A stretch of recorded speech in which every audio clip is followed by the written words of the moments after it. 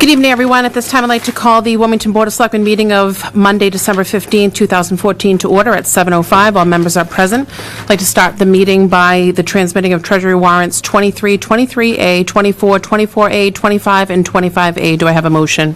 So moved. Second. Motion's been made and seconded. All those in favor? Unanimous. Thank you. Moving on to our first appointment, as we do not have any minutes to approve. It is with Michael R. Bagonis, Police Chief of the Town of Wilmington, and Scott C. Grant, Chairman of the 4th of July Committee, regarding the review of the 2014 4th of July celebration.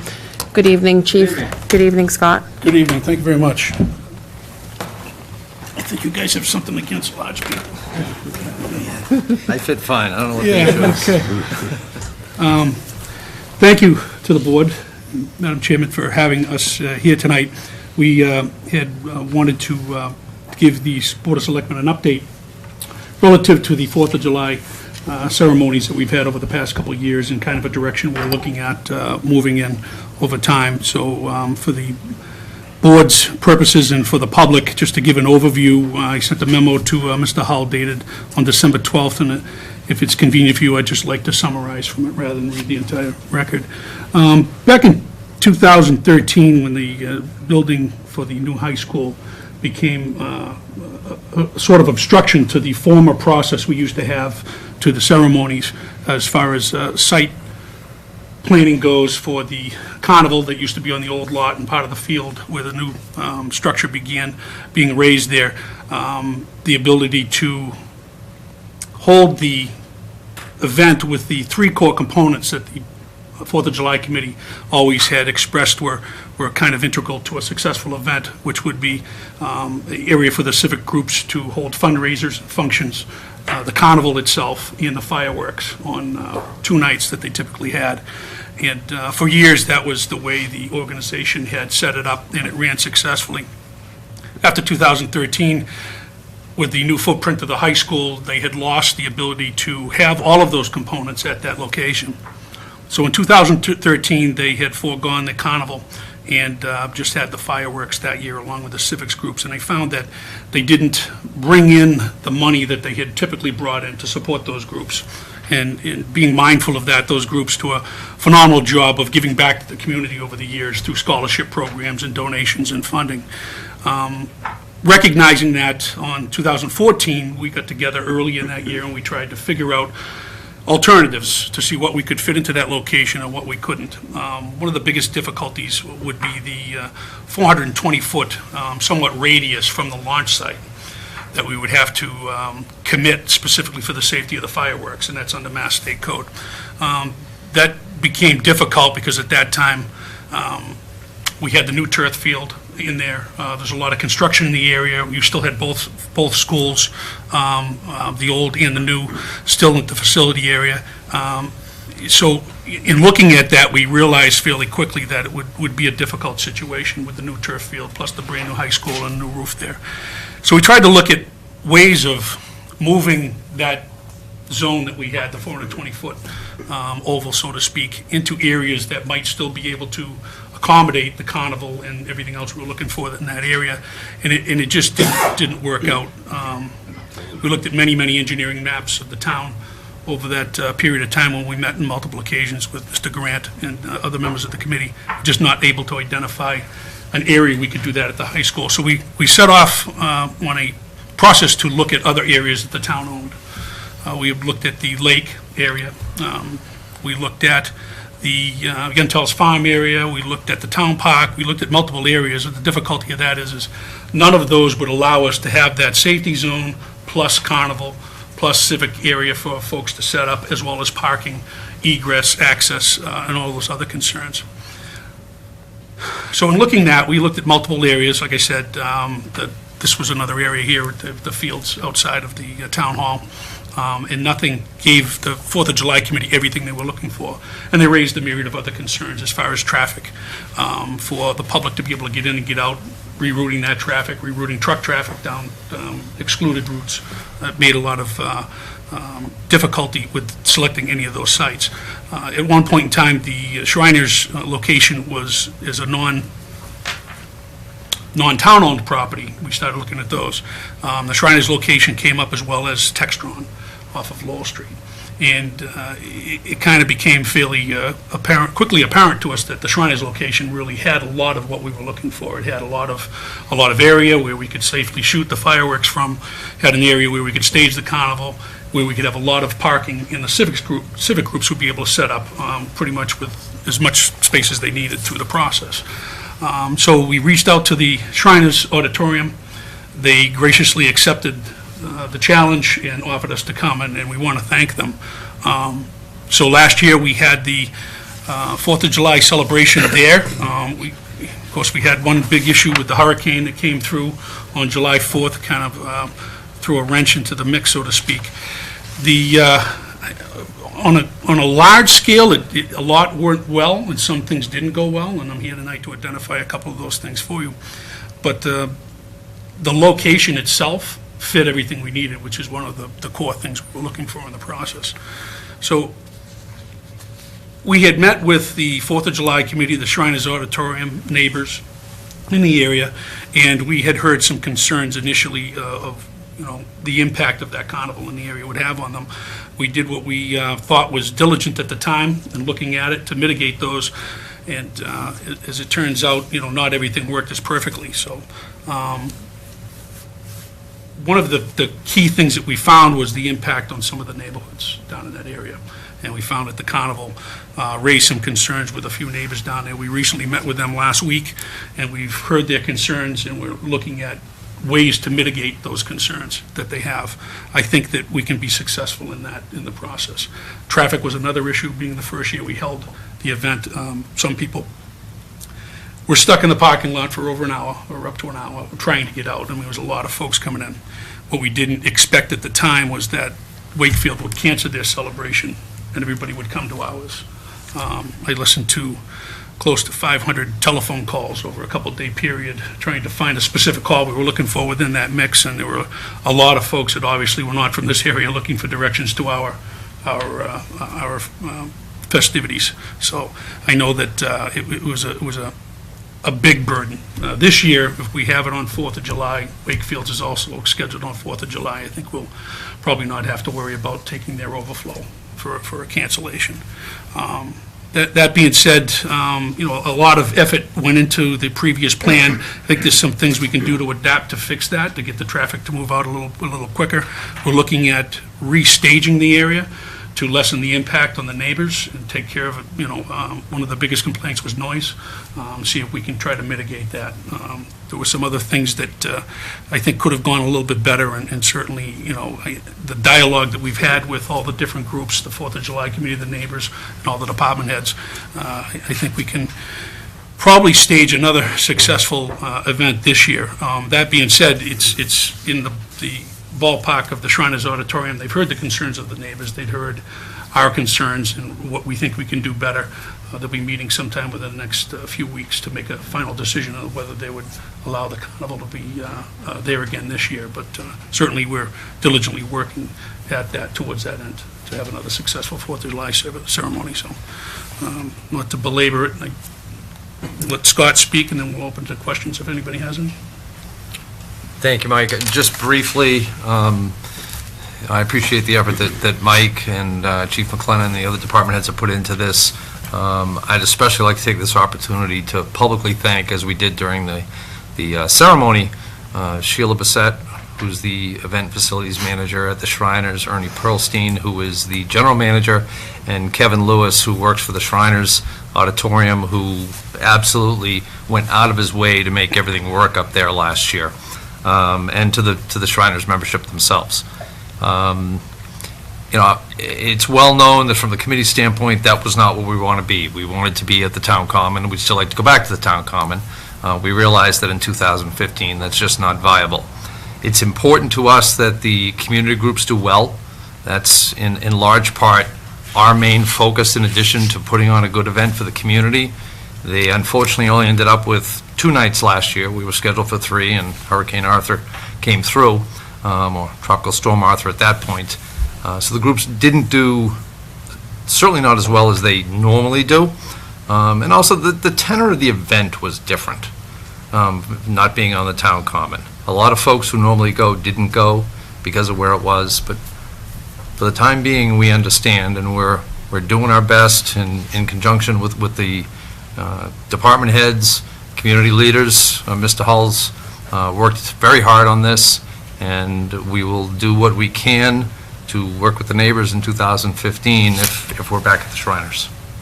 Thank you. Thank you very much.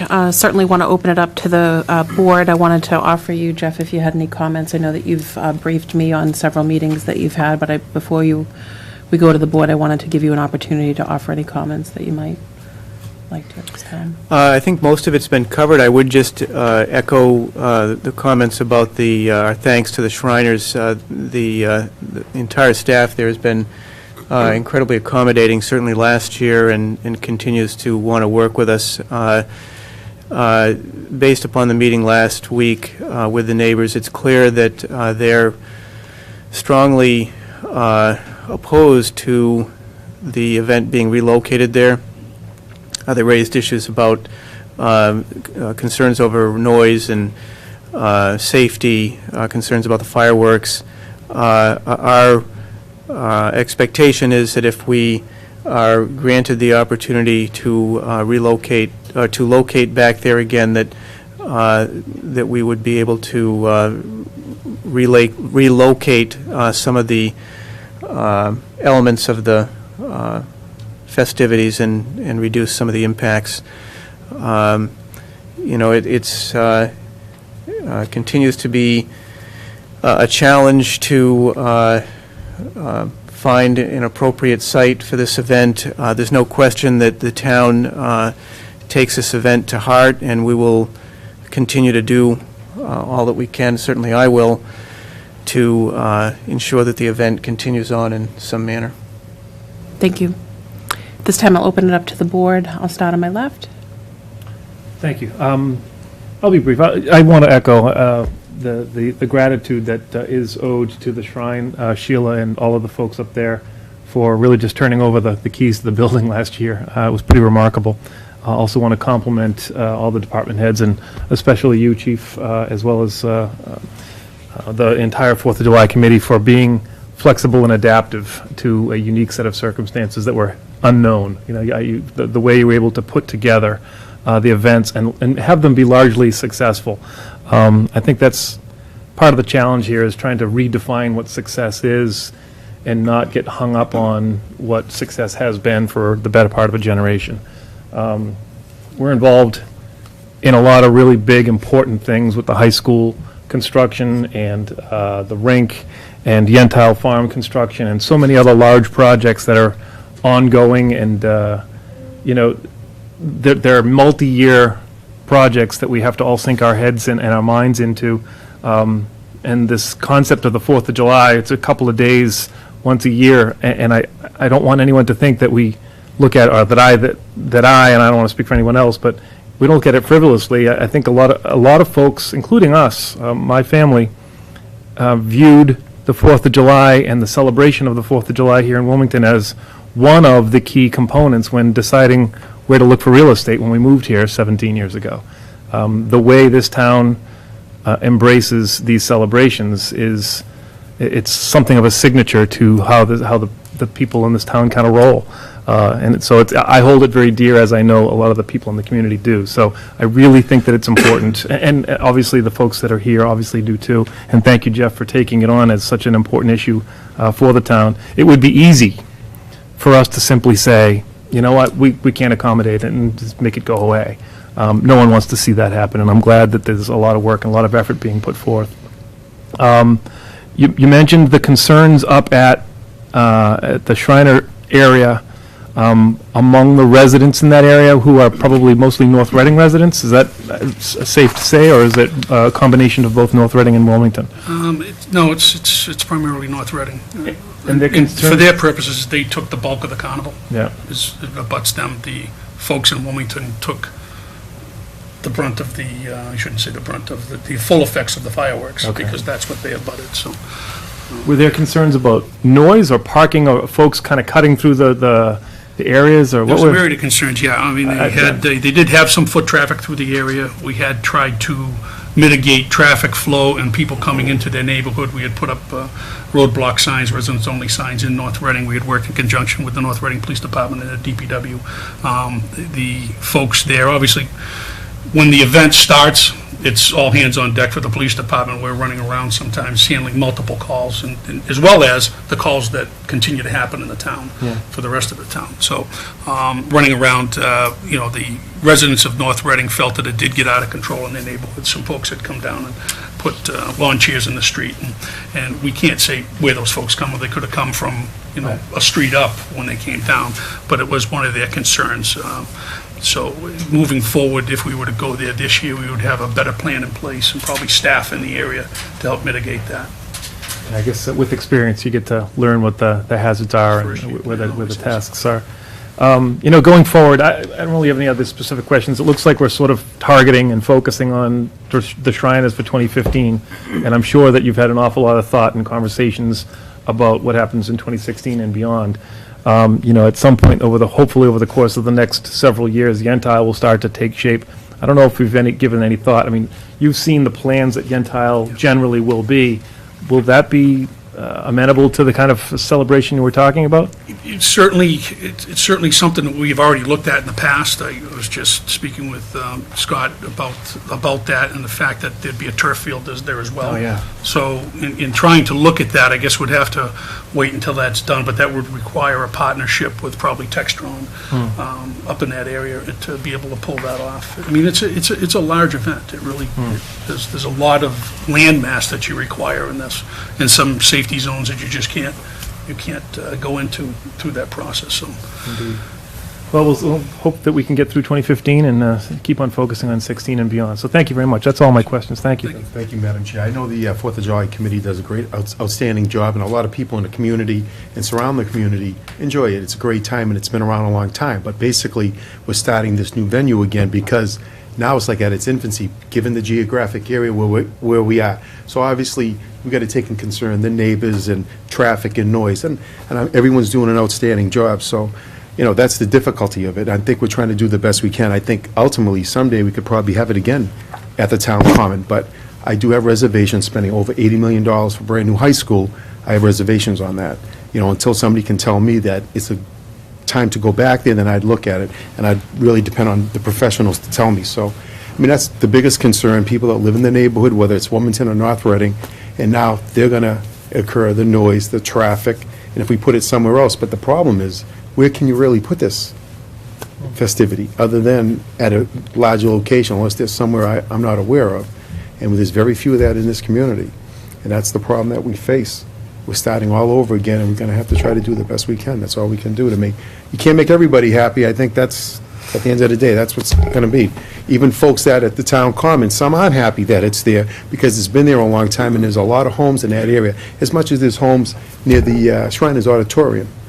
So it's a great time, and obviously you can't make everybody happy, and that's the sad thing. There's no question that no matter where we put it Yeah. and whatever change, it will have impact. And from the perception of the residents in the area, it's a large impact. We'll do everything we can to mitigate those if that is the direction that we take, and to make sure that, we work in partnership with them to limit that as much as we can. And that should be the priority, and I'm sure that it is the major concern of, even if there's a few people, it doesn't matter. It affects their quality of life too, and we got to be conscious of that. Thank you, Madam Chair. Thank you. I think it's all been said, but I do want to commend the police chief, Mr. Grant, and town manager about mentioned the meeting last week, and they were hit kind of hard from some of the residents from North Reading, and I think that what they did there was commendable. They represented the town in a good light, in a very tough situation. Some of the residents were extremely upset. So, thank you. Thank you. I think it's all been said. Thank you for your time and continued work on it. Thank you very much. Just, as the chair, I just wanted to close. Obviously, all the points have been made, but I was not able to attend that meeting, but I had been in very consistent contact with Jeff throughout the day prior to the meeting and after. And certainly I know it was not an easy situation, but I appreciate the professionalism and the can-do attitude that both of you have exhibited with Jeff. And I think Wilmington is doing the best that we can as a town, and it's really through your efforts, the volunteerism that's there, and just, Chief, I know that you take a lot of pride in your department in representing 01887, so I appreciate the efforts that are being made, and I know that we certainly have reached across to our neighbors next door at North Reading and have done everything we can to partner with them, and I think the rest really resides with the Shriners in terms of them making an informed decision and who they'd like to welcome as their guest for the 4th of July, and we hope that it's us. And I give you a lot of credit for standing tall in these meetings and saying that we've had a very successful, safe event, while at the same time taking responsibility and saying that there are areas that we can improve, and I think that says a lot about the character of the people that are involved in the work ethic that's going into this, that we as a town can say we've had a great event, but we can do better, and I think that is something that I'm particularly most proud of, working with professionals like yourselves that can come forward and say that in a meeting and say, we'll do this again, and we're going to make it even better than before, and I just want to say thank you on a personal level for doing that. Thank you. Thank you. Okay, just going to give a moment for us to transition, but we're going to move right into our appointment. We are running a little bit behind schedule, and I do apologize to those that are here and those that are listening at home. Our next appointment is with Colleen O'Brien, who is the General Manager of Reading Municipal Light, Hamid Jafari, Director of Engineering and Operations, Jane Parento, I apologize if I'm pronouncing anybody's name incorrectly, Integrated Resources Manager, and Brian Smith, who is an Engineering Project Manager, all for Reading Municipal Light, with reference to tree trimming, the LED program, and the organizational/reliability study. Good evening. Good evening. Thank you for having us. I think Madam Chair mentioned everyone that's here. I just want to say that, Reading Light has gone through a major transition over the last year. We've brought in an organizational and reliability study, which we'll give you a brief update on. Essentially, the company is moving from reactive to a proactive as we go forward in the future to meet the challenges of the electric industry. We are trying to run efficiently. If you've had a chance, one of our goals was to go paperless this year, so we did not issue out annual reports. You can find them online. But basically, it was get greener, be efficient, go paperless. And one of those things was to not have an annual report. But in each of those three mottos, we're implementing those efficiencies in the greenness and the go paperless across every internal and external process that we do. And go paperless could be how we communicate. It isn't just signing up for no paperless bill, but it's how we communicate using fiber to our substations. So we're widening that across the board. We're cutting out every single piece of efficiency measures that can improve and keep us competitive going into the future. So what I'd like to do is we're planning on about every 6 months coming in. If you can give us a time slot, we'll give a brief presentation of what we're doing, what we're working on, give the Board of Selectmen an opportunity to ask questions. So we have some exciting things going on right now, lots of change, but lots of improvements. So I've brought with me some of the staff that will speak to some of the projects that they're working on, and I'm just going to start off with just going over the mission statement, because I think it's an important goal that we all have committed to. So, do I press this? Yes. There it is. Okay, in this presentation, we're going to be addressing, as Madam Chair said, these 5 elements. I do believe we're speaking to the rec issue as well. We've met with all of the other towns. This is the last town. We did not have a rec presentation, but it was requested here, so that was absolutely no problem. So Jane will speak to that. So that could get added to the end.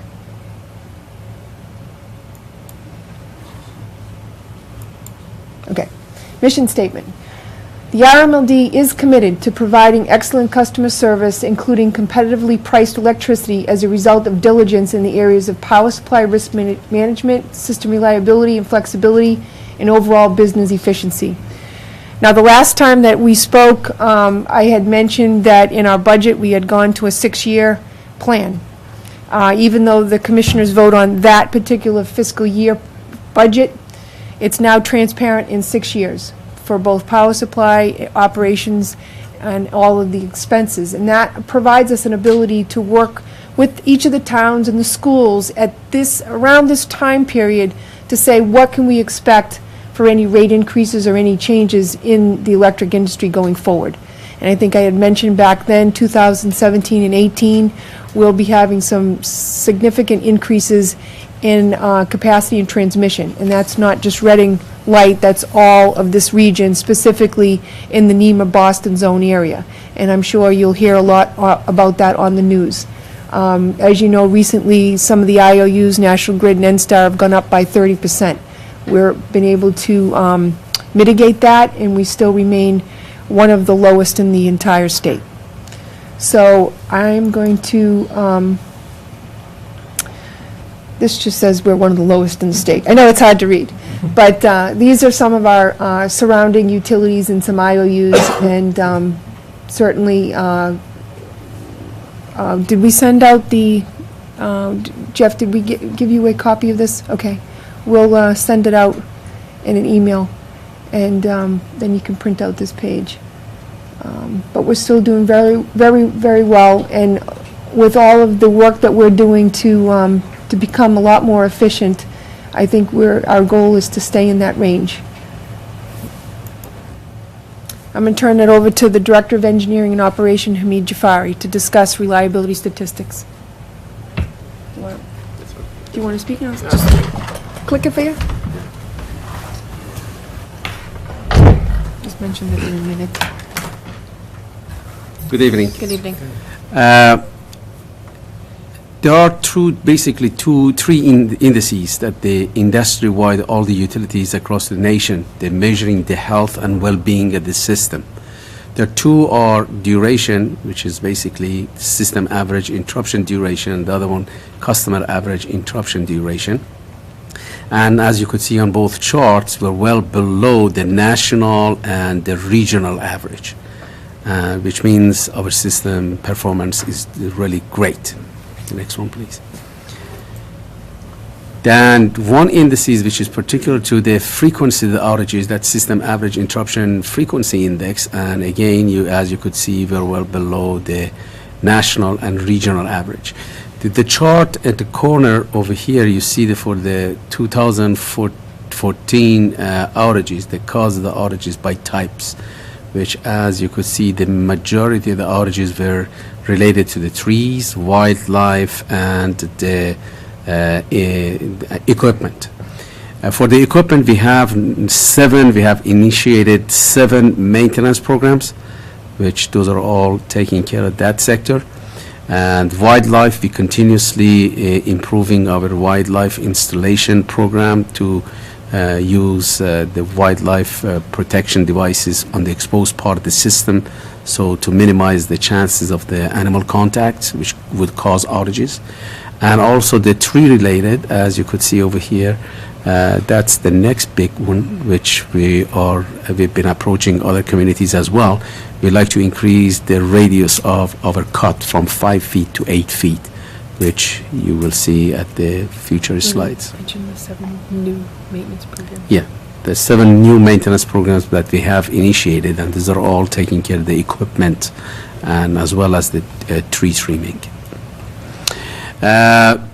Organizational study, the goal of the organizational studies basically is to improve the overall efficiency of the utility, and we're continuously looking for best practices. So the both organizational and the reliability studies that are being done hand in hand with 2 separate consultants. One, the organizational study is being done by Leidos, and reliability study is being done by Booth and Associates. Well, they're both well-reputed firms, and the intent of that is, with the organizational study, we're looking for the future needs of our industry and looking for best practices in order to form the organization, make sure we have adequate staffing levels, the salary ranges, and the skills that are compatible to meet those needs in the future. These are the goals of organization study, basically that includes management practices, that career development plan, succession planning, and performance appraisal system. We're going to also review the physical arrangement of space to utilize the space within RMLD organization to its best. And the reliability study, the goals, basically, these are the goals, as you could see. It's we're going to make sure that we keep the system, one of the most reliable systems in the Northeast, obviously. And we're looking for the ways in order to improve our standards and practices to make sure we secure that goal. Is there any questions on the organizational reliability study? They are both 20-year plans, and the results of them will be presented to the commissioners and made public, and that will be put back into this long-term strategic plan. It will be integrated in. I have a question, and I'm not sure if you're going to go back to it. If so, just say so. You had mentioned of the various sectors of outages, the tree cutting back is an important one. You mentioned going from 5 feet to an 8-foot radius. Can you explain what effect that has to Wilmington as a user and a ratepayer, and to the residents of Wilmington? You plan on going back to that, or I'm just having a hard time getting... Get to that slide. Okay. This is just the, each of the studies had 2 slides to go over what the scopes were. This is the balance, evaluating the GIS functionality, the existing fiber loop. Basically, at the end, both the reliability study and the organizational study, the 2 groups are working together, and they'll bring in a final report.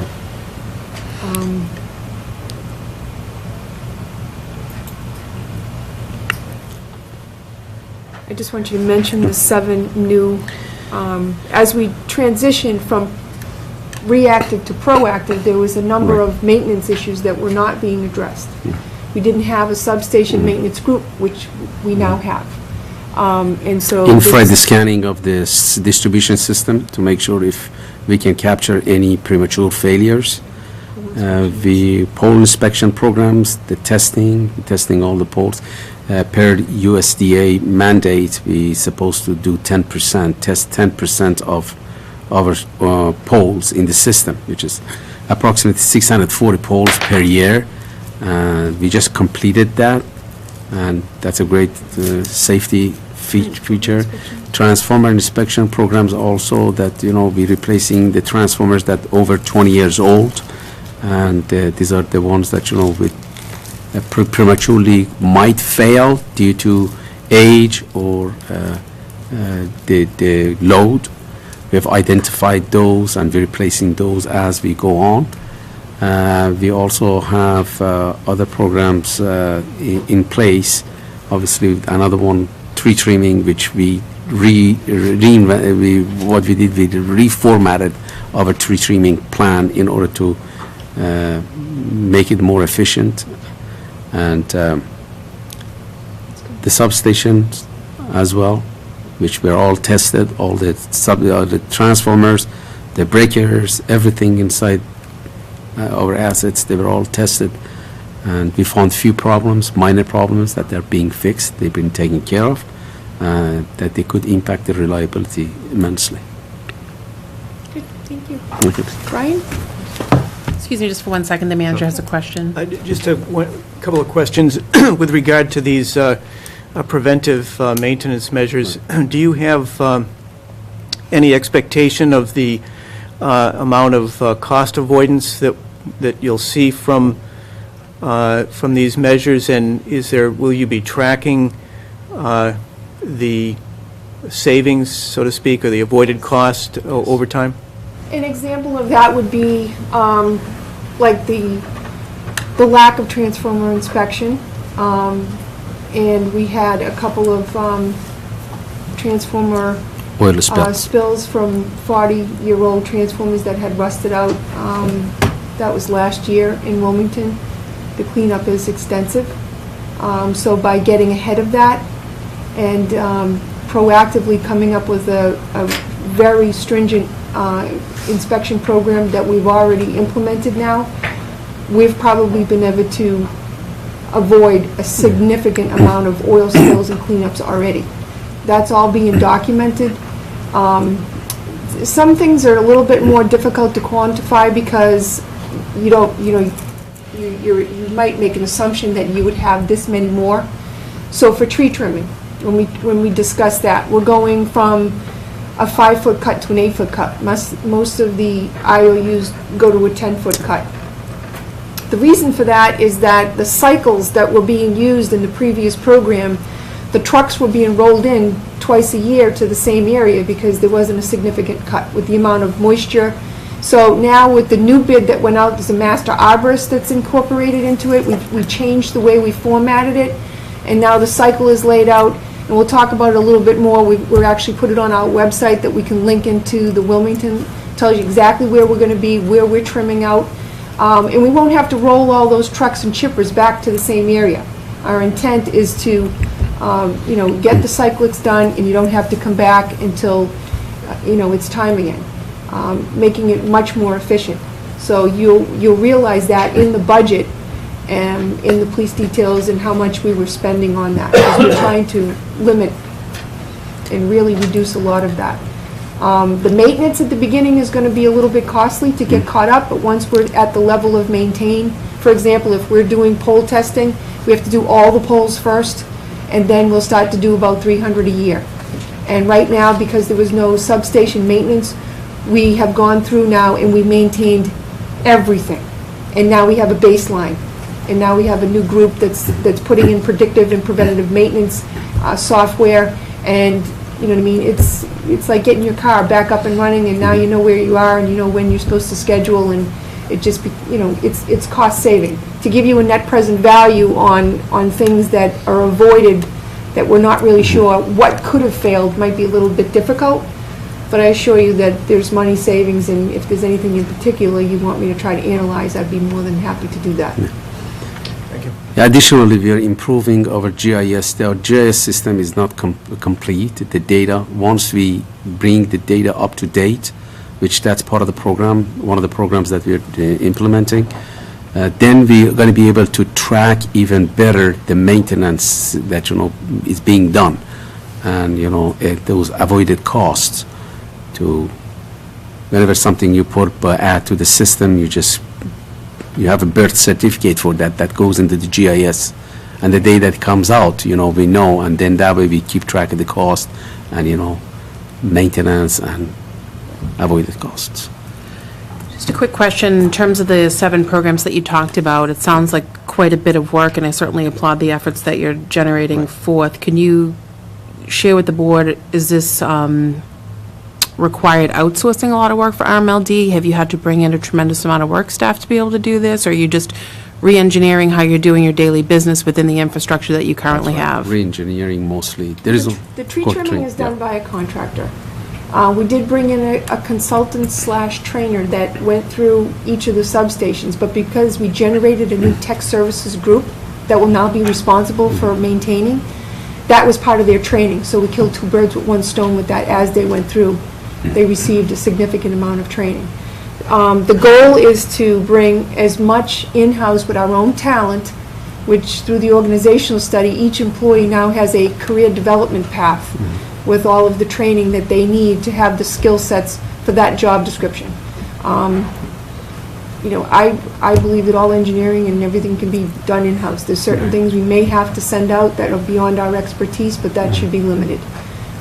Right there, you get a lot more efficiency and cut down on the cost of consultants. So you're retooling your existing staff versus adding headcount?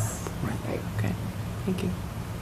I don't know what the organizational study will say. I'm waiting to find out. I have my own ideas, which is why I'm trying to make it very independent. That's kind of the beauty of it. Hamid and I have put together roadmaps, but we want to see what they have to say so that we can kind of compare when we do have the ability to hire a consultant. And, because Hamid and I have both done organizational studies in the past, so it would be nice to get an idea of how they think things should be reconfigured to streamline both the physical space as well. I mean, I don't know if you've ever been in the building, but I sit a football field away from Jane, so it's hard to be efficient when you're working closely with power supply and risk management if you're a football field away. It almost doesn't work. So we're trying to look at every aspect so that we can shore up efficiency processes in every opportunity that we can. Thank you. Yes, you have a question? Chair? Excuse me, we're not taking public questions right now. They're going to complete the presentation, but thank you. Will there be questions at the end? Yes. Good evening. So I'm going to talk about the LED streetlight program. We've already started a pilot program and have all those lights installed. We met with the town managers and town administrators to go over those locations. For the pilot area, we've chosen a Cree light fixture to replace the 50 and 100 and 250 watt high pressure sodium fixtures. Wilmington has 50s and 100s. We're going with a 25 watt fixture for the pilot. It's about the equivalent of a 70 watts with somewhere in between. And then for the 400 watt floodlights, we're going with a 93 watt fixture. Doing about 20 lights per town, and based on the outcome of the pilot, we're looking at a complete relamping starting in FY16 over 3 years. So locations in Wilmington, the 50 watt lights were on Clark Street. The 100 watt lights are in front of the high school that were replaced with a 20 watt fixture. That's where we want to be. The 400 watt floodlights that were replaced, there's some at the high school, and then there's some out in the town hall parking lot here. So currently we're looking for feedback on those lights that have been installed. We set up a Gmail account for an email address, rmldledpilot@gmail.com. So looking for feedback on those. Okay. Yes. Specific to that, because I'm not very good at math, but I can see that we're saving a lot of wattage per fixture. What are we losing in lumens or lighting in the area? The lights are more efficient, and it's more of a direct light. Can I go back one? Yeah, previous.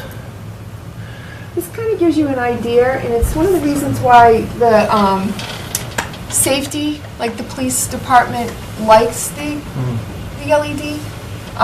From an illumination standpoint, they're more directed, and people that like to have the old lights lighting up their driveway, it won't be that much. Typically, the lights are on every other pole. I don't believe you have lights that were deemed to be shut off, like North Reading, which we're working with them. They probably will have either those turned on or taken out. We won't put in an LED and then deem it off, again, with efficiency. But that kind of gives you a general sense. I don't know if the police are still here, but it's a much clearer light, for safety purposes. So the old is the yellow Yes. sodium on the left Yes. side as we're looking at it, and the new, what we can expect, is A the whiter whiter, light. yeah. It's Thank a you. whiter light. So, and the this Gmail account, we can link that with the town so that you can see if people are calling in saying it's too bright, it's not bright, whatever. The point of going with 25 watts, if you were trying to replace a 50 watt one-for-one, you'd go with a 19 watt. But we're trying to replace them with 25 watts and 93 watts to standardize efficiency again on our stock and inventory. They do make lights that you can dial, which we didn't want to. They're much more expensive. Most of the towns that have done this, like the towns of Shirley, they're very happy with what they've chose. But if you feel like it's not bright enough, we'll send in the email and we'll link it together.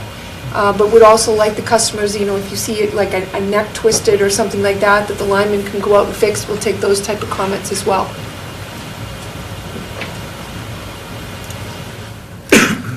Again, we're looking at a full implementation over 3 years, starting in FY16, with a total estimated cost of about $3.3 million.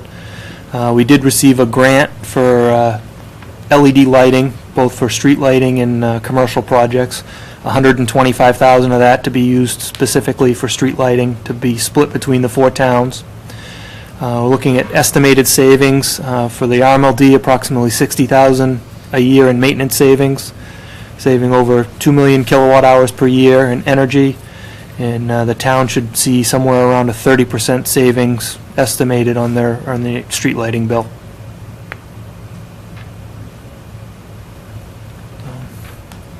Any questions?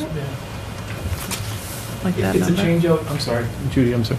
It's a change out of the whole fixture or just the lamp inside the fixture? The whole fixture, the piece at the end of the arm. Okay. Yep. Thank you. Do they have any subdivisions that would need to be determined? No.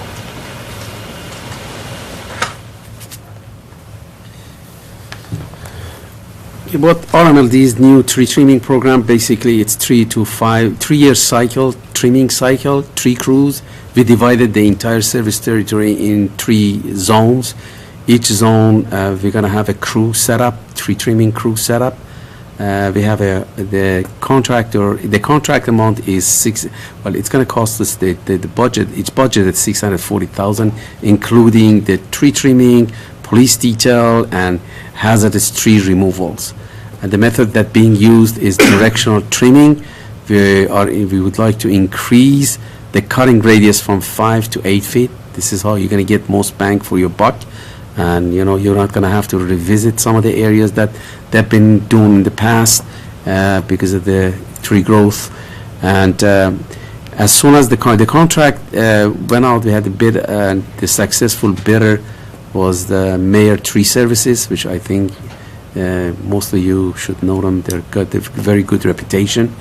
And as soon as they're on board, they're by contract, they're supposed to provide us the integrated vegetation management plan, which as soon as that vegetation management plan, which is both for right-of-way and as well as the distribution system, that how they're going to do the trimming and what method they're going to use in order to take care of the hazardous trees, then that's going to be reviewed by the tree warden for each community, and then they're going to start the trimming from cutting back from 5 feet to 8 feet. So you're talking about by probably mid-March, mid to late March, in order to have the IVM and start cutting back from 5 feet to 8 feet.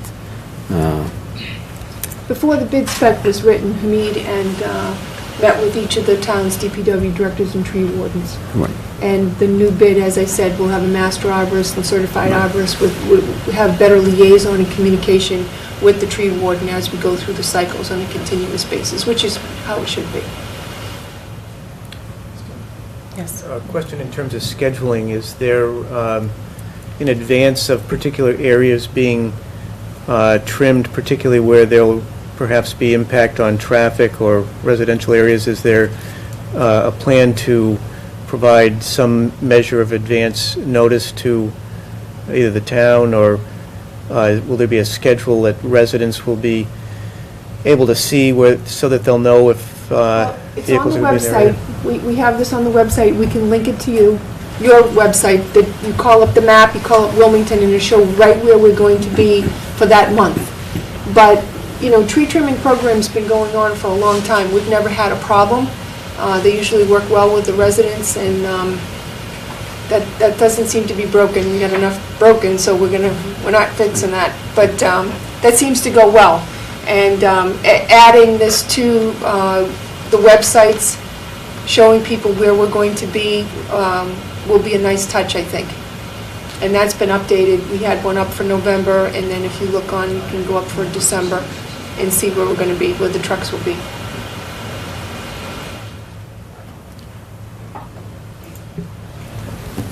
Okay, we're going to call up Jane from Integrated Resources.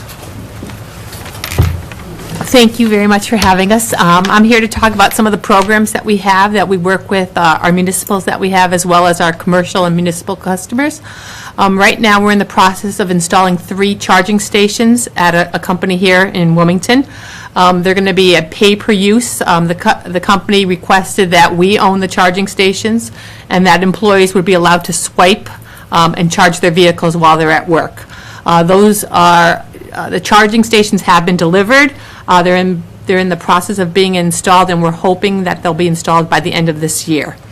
In addition to that, we also have a program for both our residential and our commercial customers. For anybody who has an electric vehicle and has a charging station, we have a pilot rebate program where we'll pay up to 50% of the cost of the charging station, which includes the equipment as well as any installation costs via an electrician or permit.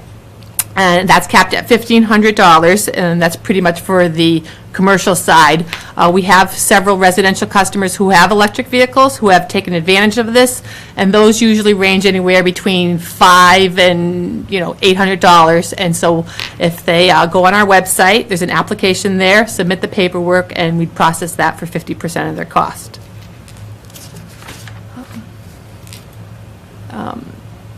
On the residential side, I think I kind of went through this. One of the advantages of that is we have a time of use rate. Our off-peak rate, which is from 7 p.m. through noon time of the next day, as well as weekends, is about 7 times lower than our on-peak charge. So that becomes very advantageous. We have one customer who has an electric charging station and as well as an electric water heater, and he uses 90% of his power off-peak by just timing when he uses that power. So there's ways that customers who want to save additional monies, if they can change some of their habits at work, at home, they're able to reduce their electric bill at least by 10 or 20%. As I mentioned earlier, with the transmission and capacity going up over the next couple of years, we have a peak every month. We have an annual peak and then we have a monthly peak. And the majority of the savings that we can is having our programs targeted as a win-win so that they address reducing the peak. So every program that we're trying to design now is to reduce the peak, whether it's monthly or the annual peak. And Jane will speak to the... So these are some of the programs that we currently have. We have a lighting rebate program where municipalities as well as commercials can take advantage of the new technologies, particularly LED lighting. Our current cap right now is 50% of the project capped at $10,000 for commercials and $15,000 for municipalities, and that's associated with lighting alone. We are working with both George and Dennis on potential projects in Wilmington to take advantage of that. In addition, we have a commercial initiative energy rebate program, and as Colleen said, we try to target all our programs for our peak demand, and that would be for capacity and transmission. And so if customers are looking to upgrade HVAC, compressors, any kind of motors, we'll go in there and we'll do a calculation of what the peak demand reduction is, and then we'll develop a customized rebate to incentivize that customer to make out those changes. One of the new projects that we currently have is a voluntary peak demand program, and we're actually going out to the municipalities as well as to commercial customers and look at ways that those customers can take an action when called upon to reduce that peak. As Colleen had mentioned, once a month we have a transmission peak that usually occurs in the wintertime between 4 and 6 p.m.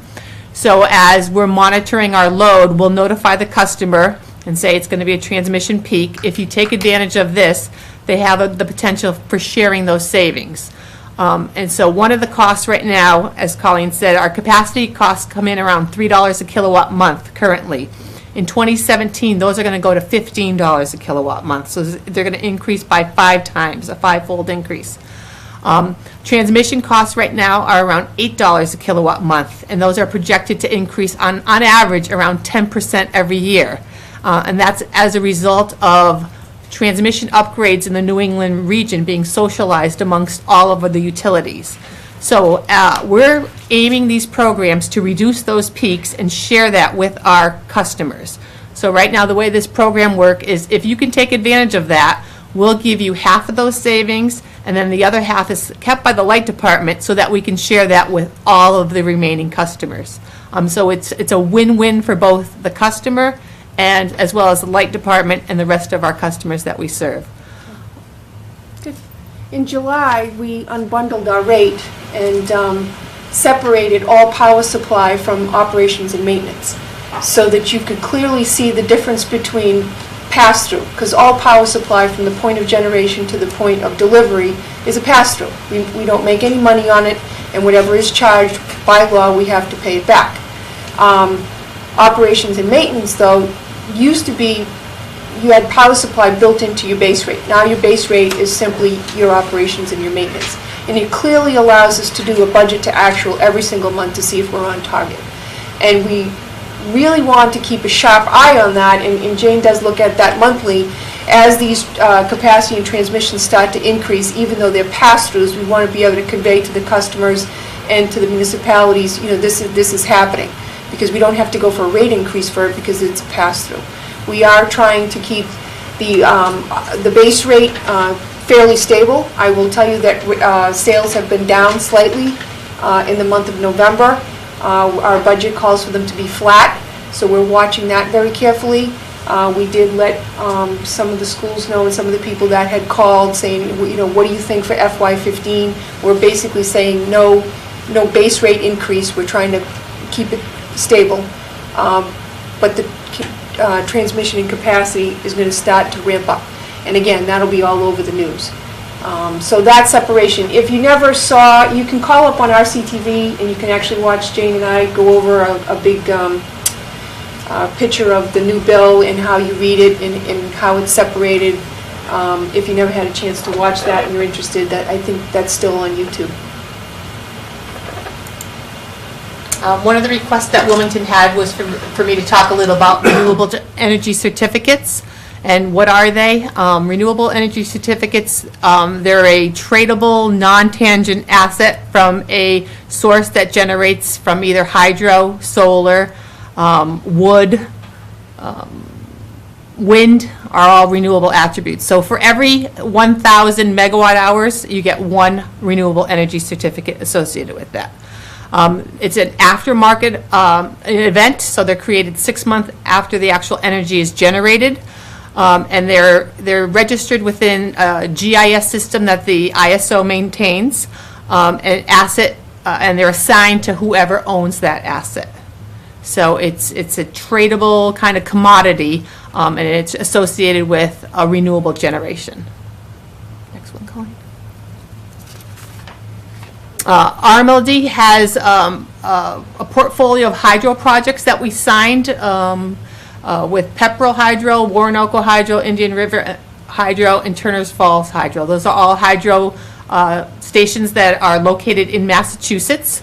We're not currently receiving any solar RECs. We did sign a wind contract that's due to, Saddleback Wind, that's due to come online within, it's testing right now, so the next Q1 of 2015, it should be online. And we will be receiving renewable energy certificates from that contract. So the way it works is Swift River Hydro is the owner of the asset, so when the power gets generated, they receive a renewable energy certificate and it goes into their bank.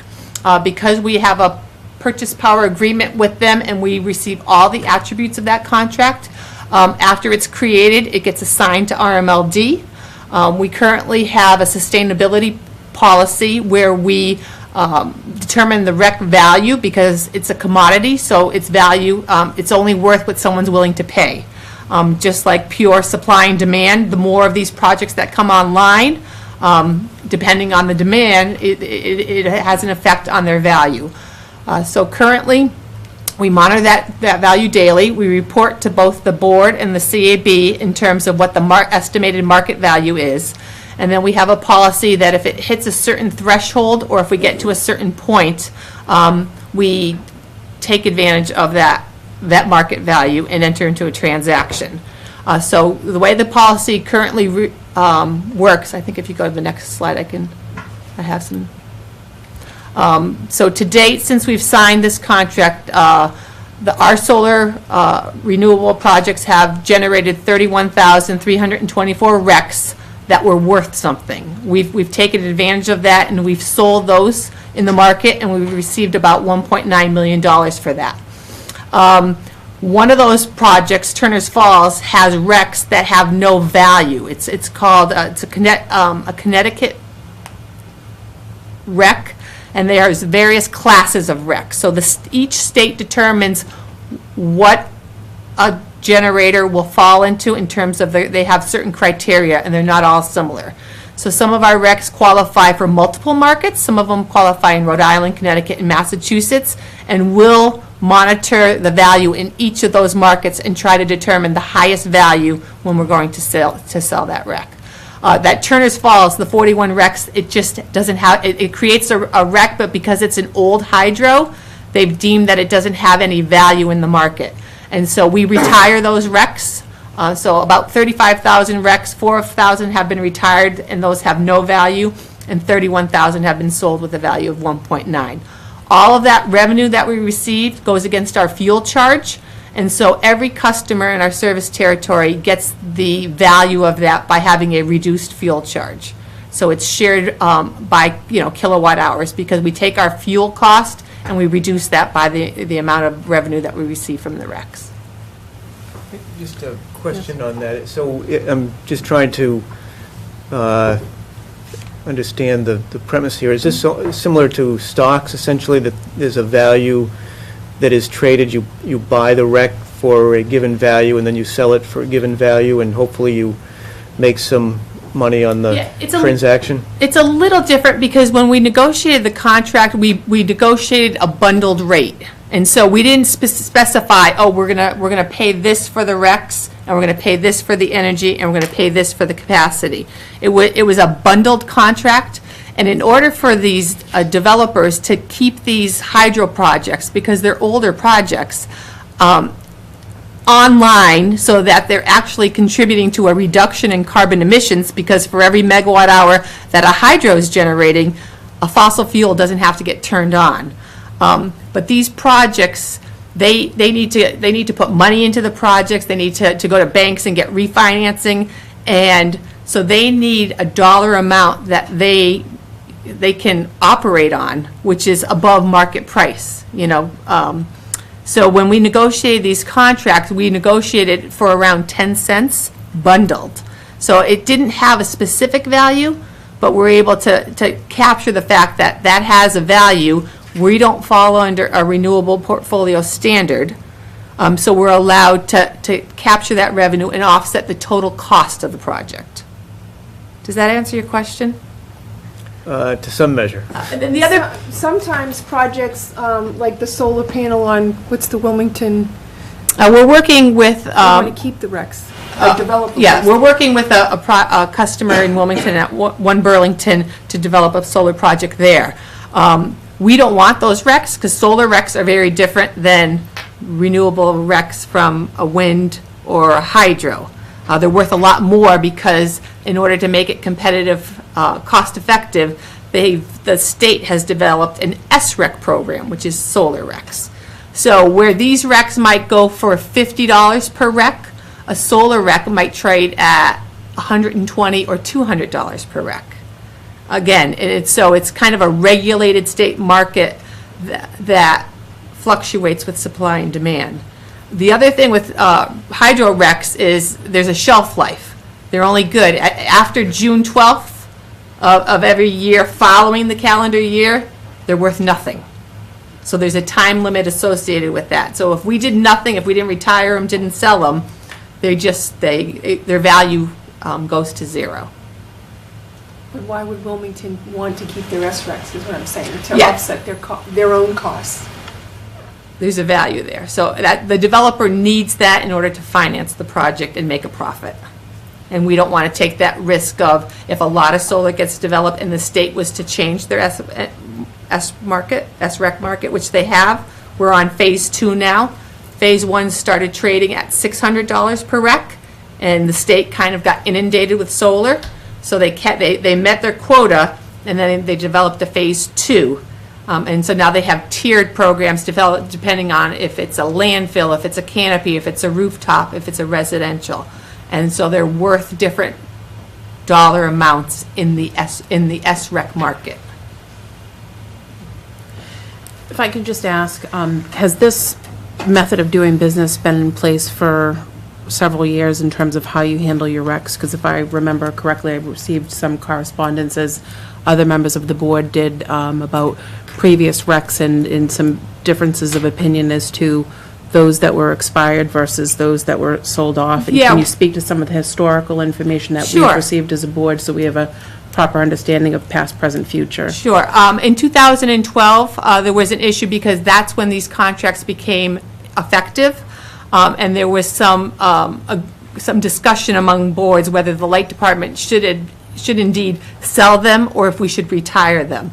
And at the time, and I'm sure it's all how you look at it, some people felt in order to say that we were green, it was important for us to retire them and not take the economic value. Other people felt as long as that we were transparent and we indicated to our customers that we were selling them to offset the overall cost of it, and that we're not claiming that we're green and because we don't fall under the renewable portfolio standard, then that was okay. So the board in 2012 began to develop this policy, and this has been in place since that policy was voted in 2012, 2013. Okay, thank you. And it's done with risk management thresholds, similar to how you would buy tranches of power with certain power contracts are set up.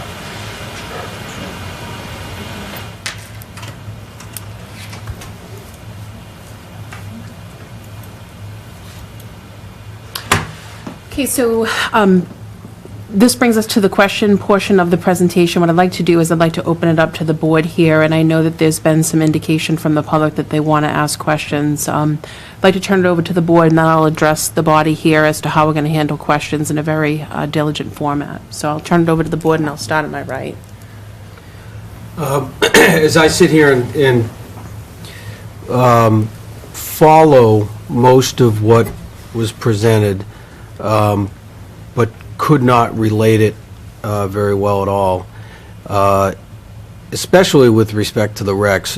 Is there a resource that folks who are interested can tap into, whether it's online, copy, hard copy, whatever? Where do we find recs for dummies? Where do we slow down and really get a working understanding of it? Is there a resource for that? We could get some links together. The state has a lot of links in terms of they're the ones that are developing the programs. So I'd be happy to get some links and put it on our website for customers who wanted to get more educated or more familiar with the process. I'd be happy to do that for you. Okay, thank you.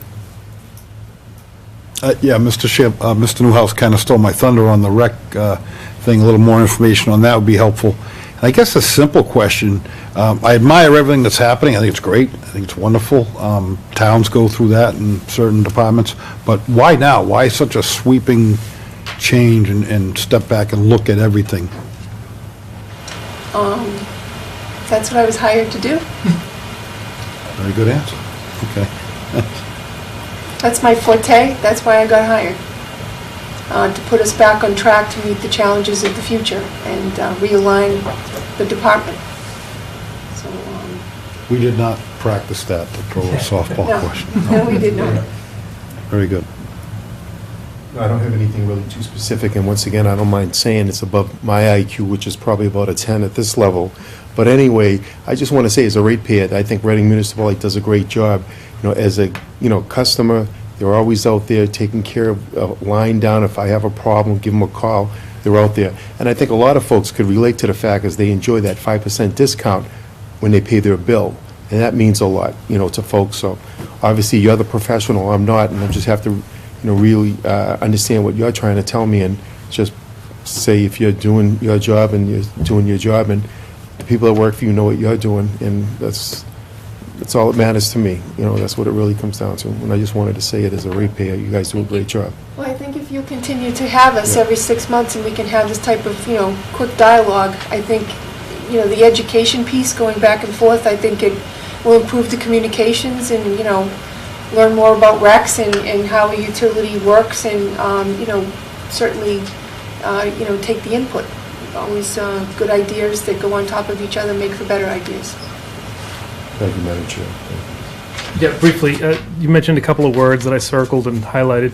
The proactivity, both in your operations as well as in your communications to us. I recognize and I appreciate that. This every 6-month component, this semi-annual update will be valuable. I feel like in the several years that I've been sitting at this board, it's always just sort of been through, you get a memo here and there, but there wasn't, I never felt like we were being overtly communicated to, so I appreciate that very much. I also respect the 7-point programs that have been put in place around the word of reliability, because really that's what I would say that's the key issue, maybe slightly second to rate or price, right? Everyone's primary focus is on their pocketbook, but we also want to make sure that the lights come on when we walk in the room. So all that can be done to keep both of those things in check is great. I don't want to go into a rat's nest of RECs and solar, but we don't have, I don't think, a lot of running water in town that we could generate hydro. I don't think we have enough, or we have the right real estate for wind, although I'd be interested in thinking about that. But we do have a whole bunch of public buildings with big flat roofs. And my brain has, over the last year, been thinking, maybe we should be taking advantage of this real estate to generate some electricity. And I'm at the infancy stages of just sort of conceptualizing that, and this REC thing has been really the thing that's been holding me back, because I don't know how we can leverage that tool, or leverage that power, so to speak. So I'm anxious to learn more, and if you can send us some links. I know that I had a meeting with the Assistant Town Manager, Kendra Amaral, and we talked about this a little bit, to start to lay the groundwork for maybe putting something together for the next year. But I really would want to lean on you folks to help sort of hold our hands through that process as well. Well, I know Jane's been working with both Dennis and George on that topic, and educating more about the buildings and the the types of relationships in power supply agreements and how that would work for whatever buildings. And I think each solar array is a little bit unique, would you say? Mm-hmm. And there's a lot of ways that we can set up the power supply agreements.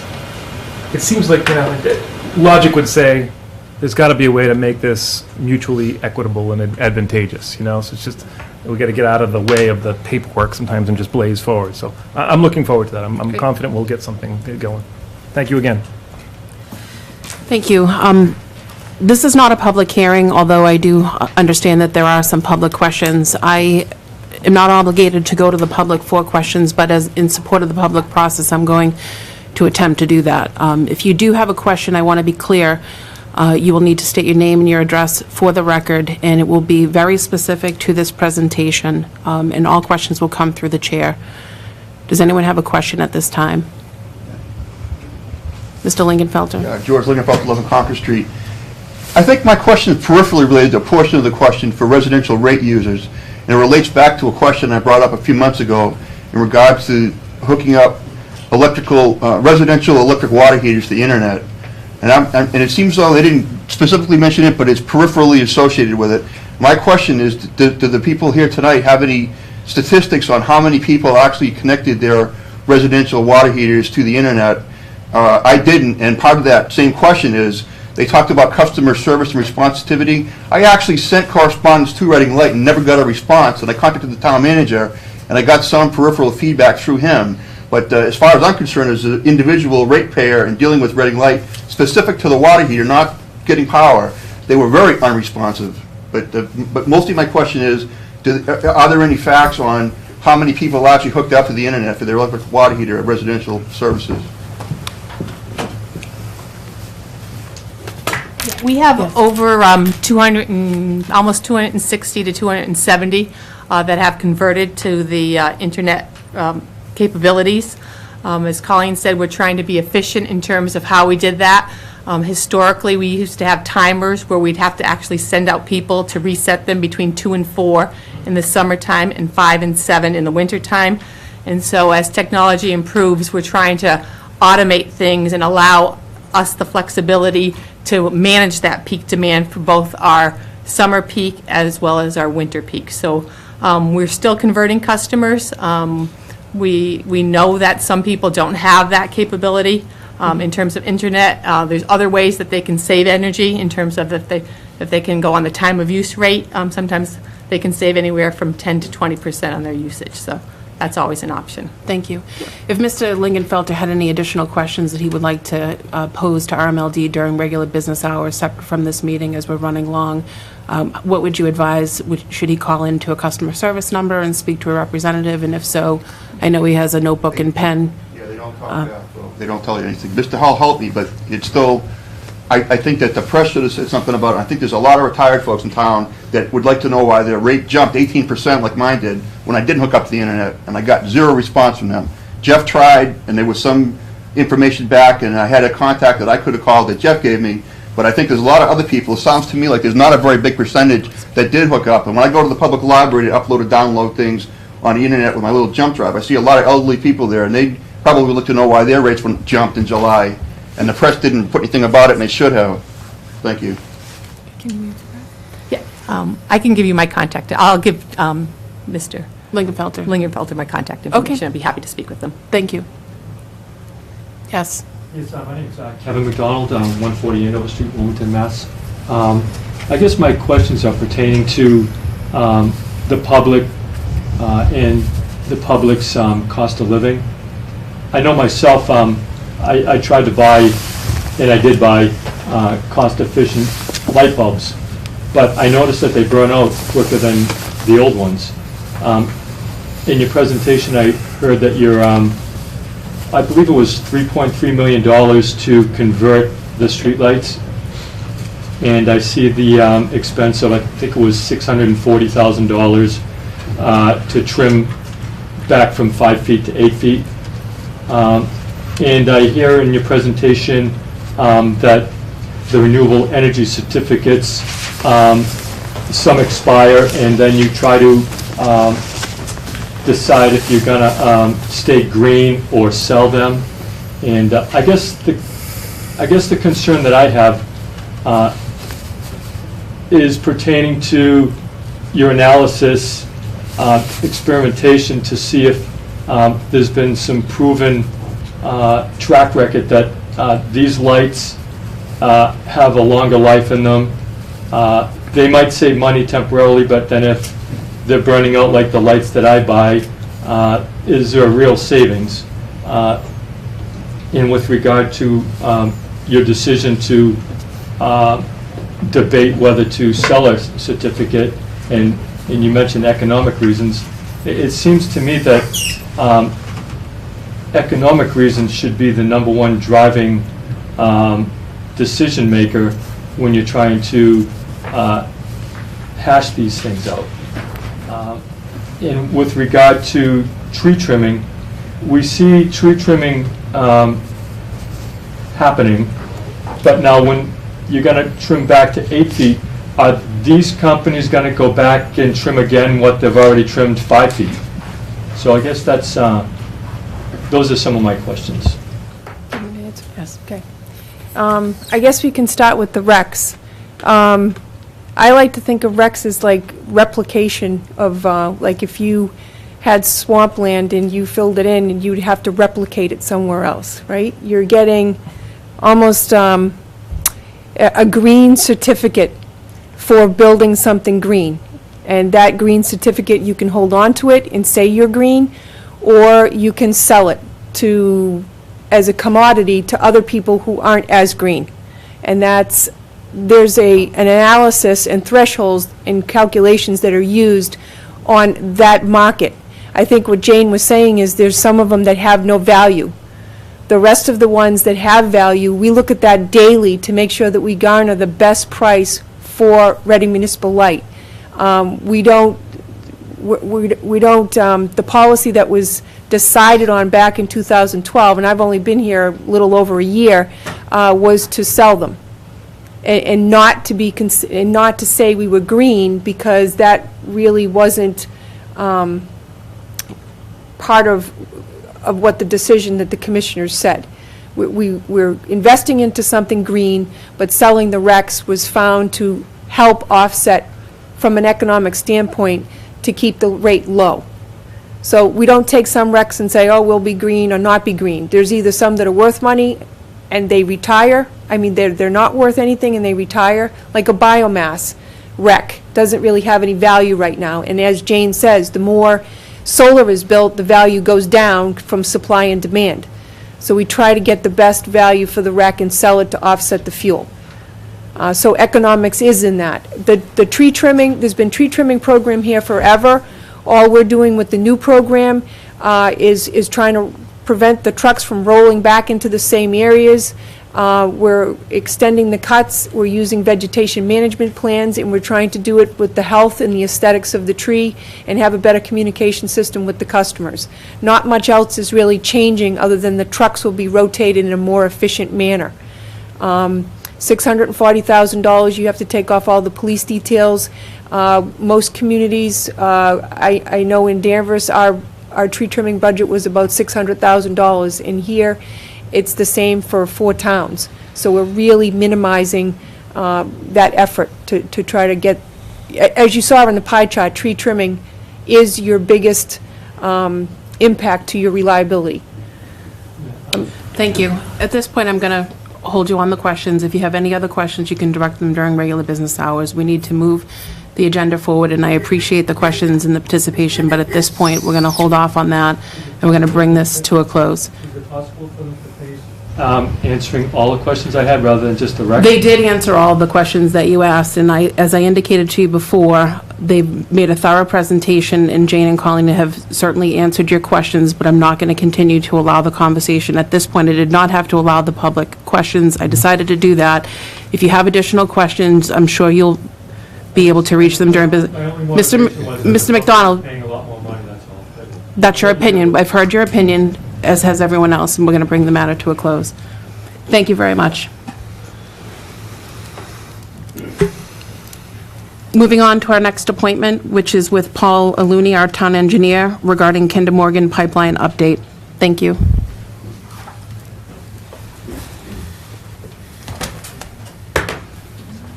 He's going to have a little bit of a transition here. He's got to.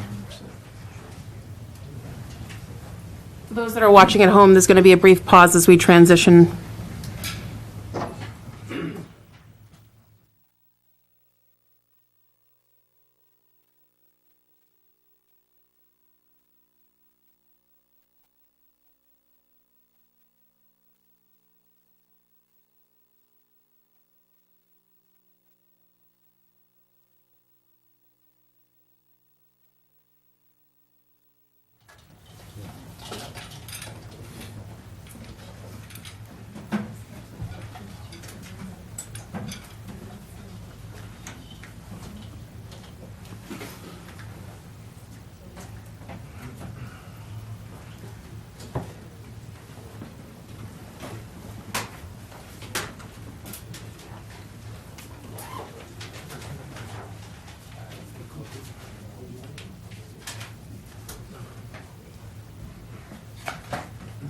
Thank you. Thank you.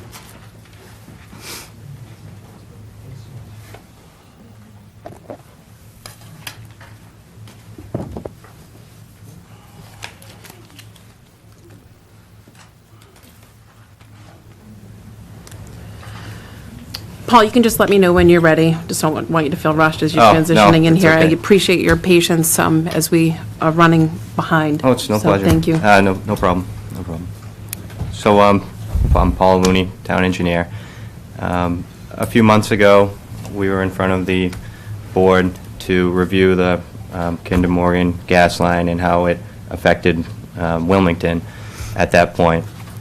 The board asked the engineering department to continue going to coalition meetings, which we've done, and we've actually just kept a really watchful eye on any happenings from either Kinder Morgan or FERC on the project. So since that time, I'm sure you can understand, we compiled a lot of information, and what I've done is we've summarized that information in a report form and provided that to the board.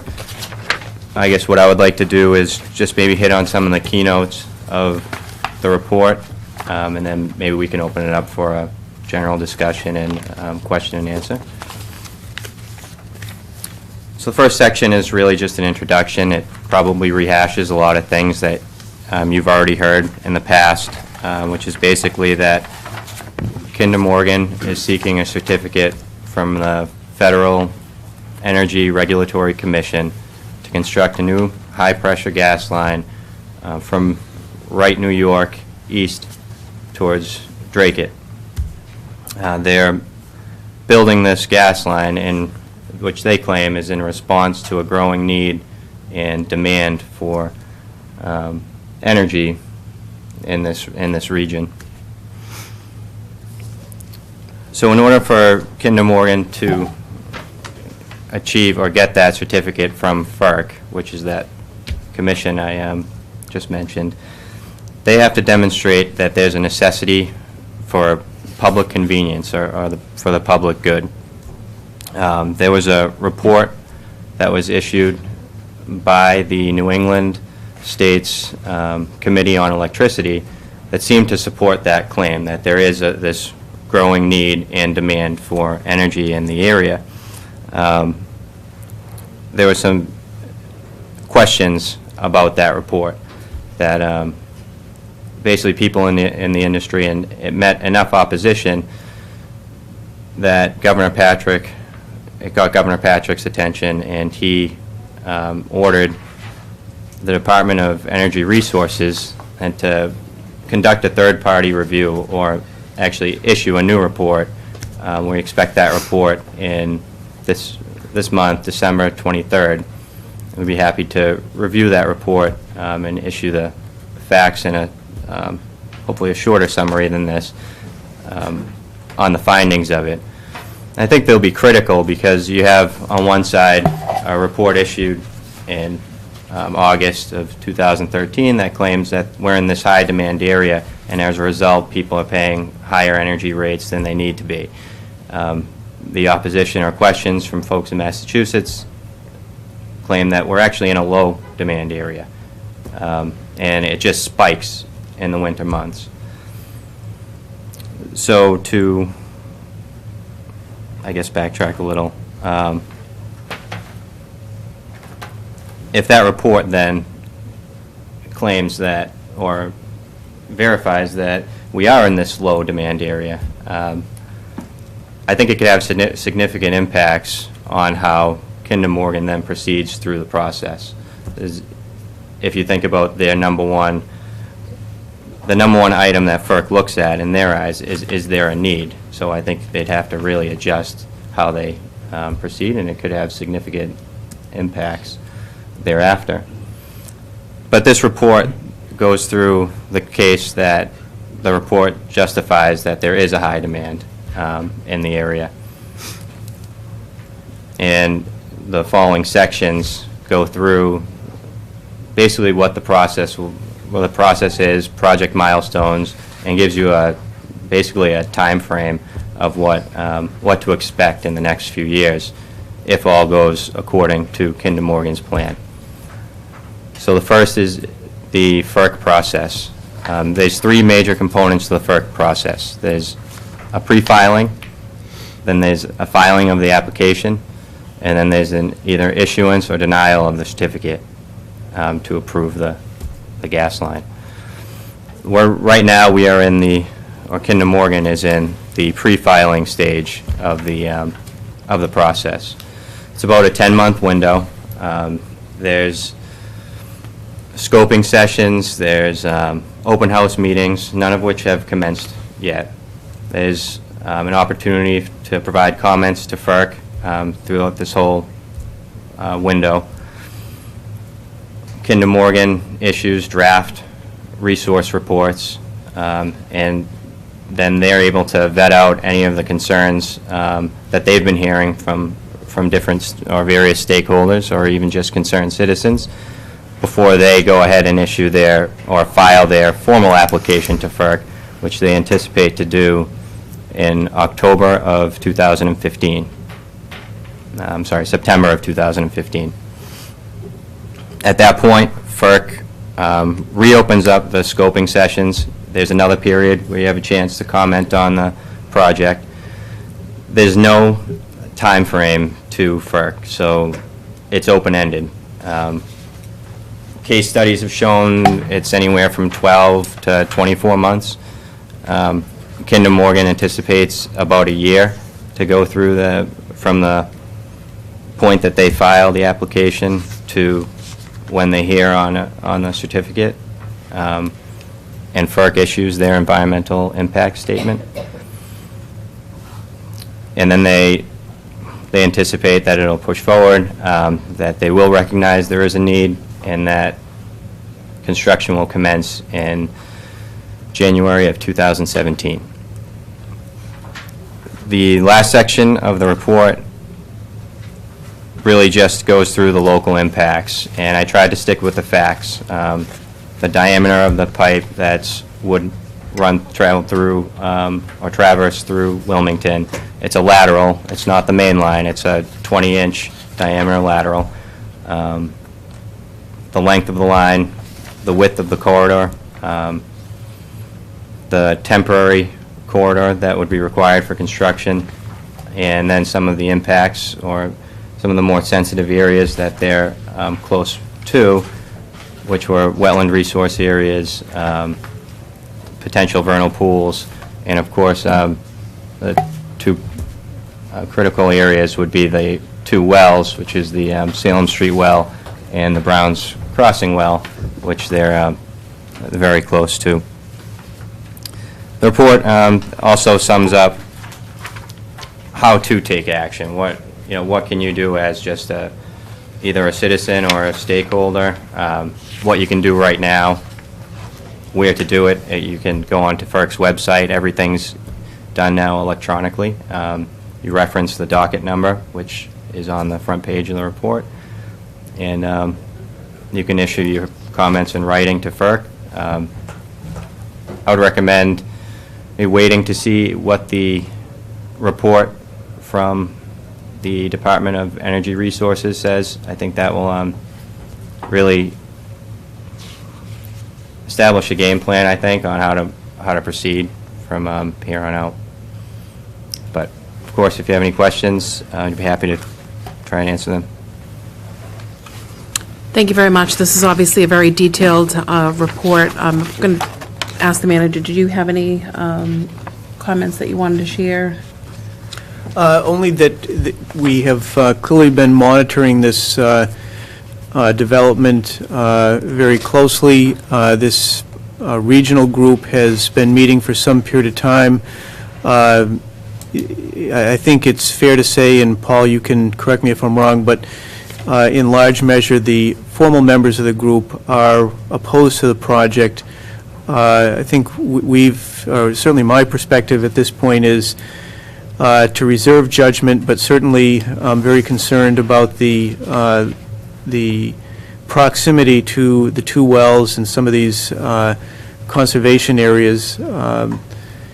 Ideally, from my perspective, I'd like to see the route of this lateral altered, but I think until, as Paul noted, the report from the state comes out, I think also it would be noteworthy to determine what kind of track record Kinder Morgan has in terms of some of their other similar endeavors. When some of that information is brought forward, then I think we'll be in a position to take a position. Yeah, the coalition, their official stance is they're not opposing it or for it. They are just gathering information. However, there are not so subtle tones of opposition from every member of the council that I've heard. Okay, thank you. Anyone here on the board have any questions or comments? I don't know if you want to start. Sure. So, yeah, maybe a couple comments, and I'm going to read. These are assertions made by Kinder Morgan that I highlighted in going through the packet.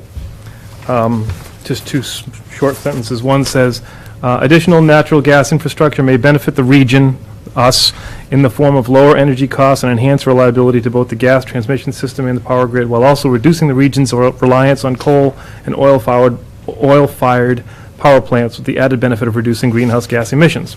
Sounds pretty good. The new capacity created by the project will help reduce natural gas costs for homes and businesses in the region, lower electricity prices, increase the reliability of the electric grid, and stimulate economic growth. Ancillary benefits include reducing the region's reliance on greenhouse gas emitting coal and oil-fired power plants. So those kind of duplicate or repeat themselves, but my knee-jerk reaction to those sentences is, that makes sense to me. So I'm not anti-pipeline when I hear that. On the other hand, a couple other things that come up, it says, and I think this might be from you, you put this in here, I believe, and correct me if I'm wrong, in boldface print on one of these pages, they're not numbered, but it says, it should be understood that with the FERC certificate approval, all local and state laws and regulations can be preempted unless the certificate states otherwise. Can you expand on that for me, please? I can try. Basically, the FERC, Federal Energy Regulatory Commission, they have once they issue the certificate, my understanding is that the gas company or the Tennessee Gas Pipeline, they will try and work with conservation commissions on the local level,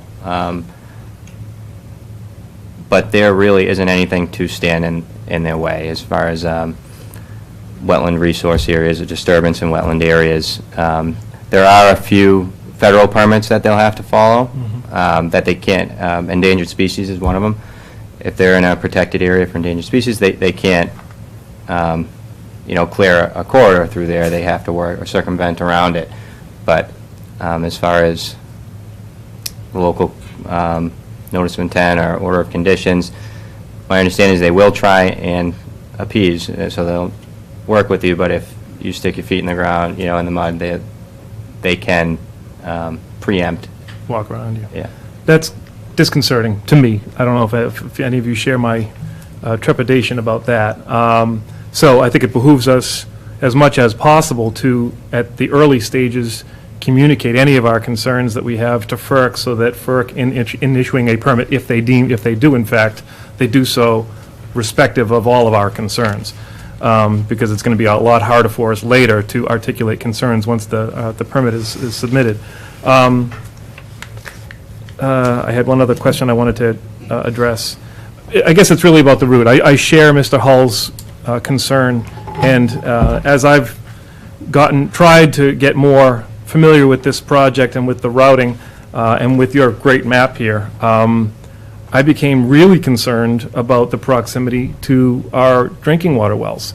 And I hope that what I'm hoping is that Kinder Morgan has taken a as the crow flies kind of route, assuming that they're going to have to get negotiated away from our drinking water. So they're starting with the undeliverable and knowing that they're going to have to move it around, because I sure as heck hope that they don't think they're going to be able to put a natural gas pipeline near our drinking water wells. Moreover, especially as it enters out into, I guess it's Salem Street or 125 over near the, I can't find it on the map there, but there's residential areas that become really close to it.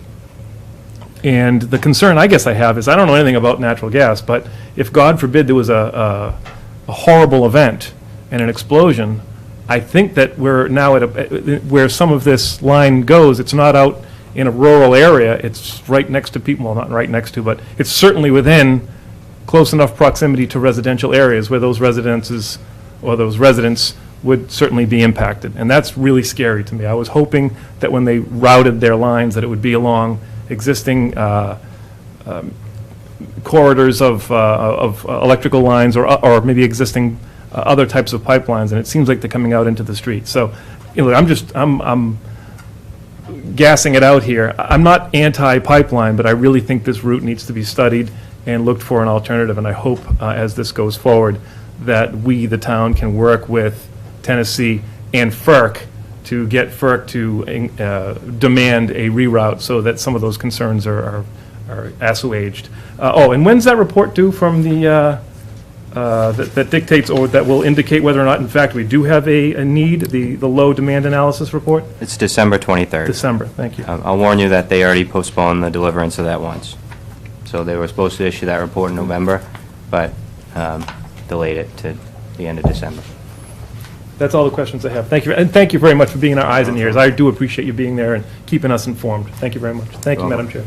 Yeah, thanks. I'll make just quick comments. I mean, there's two words come to mind: stay tuned until the reports come out, and we have to look at it then. But being a realist, in the northeast of this country, we've increased our housing, we've increased commercial building. You know, is there a need for increasing gas? A lot of folks today are switching from oil to gas. We keep on talking about being not dependent on foreign oil. Here's an opportunity for us to do something. Being that said, I do support us looking at, you know, this pipeline. However, being that said, obviously we need to take care, we've got to watch out for our aquifers, where this line is going. We need to take a look at that, you know, in people in their neighborhoods. We have to take a look on where the locations of this pipeline is going to be. But I don't think no matter what we say we do, the feds are going to put a stamp on it, but we need to obviously work hand in hand with them and show our concerns. I'm glad to see the governor made his comment. Obviously, he's leaving office right now, you know, as we all know. And but that's how I see it happening, that no matter what we say or do, it's going to happen. But we got to make sure we take a good approach to say protect our wetlands in the certain areas, protect our aquifers. And everybody keeps on saying we can't be dependent on foreign oil. But we got to do it this in an orderly way into accomplishing the goal for the U.S. So we are going to be not dependent on foreign oil as we are. You know, and I think people looking at the gas pumps now, the price is coming down. And I'm not saying that's a way to motivate folks, but obviously we need to look what's good for our own country, but not only what's in our backyards. We got to protect, you know, the people in our aquifers. That's all I really need to say right now. Thank you. Yeah, I agree, everything's been said, Paul. Thank you for coming tonight, and very nice summary. A lot of information on there, especially like 6B and C, mentioning the wetlands and the public water supply source. But thank you for keeping the eyes open out there for us. No problem.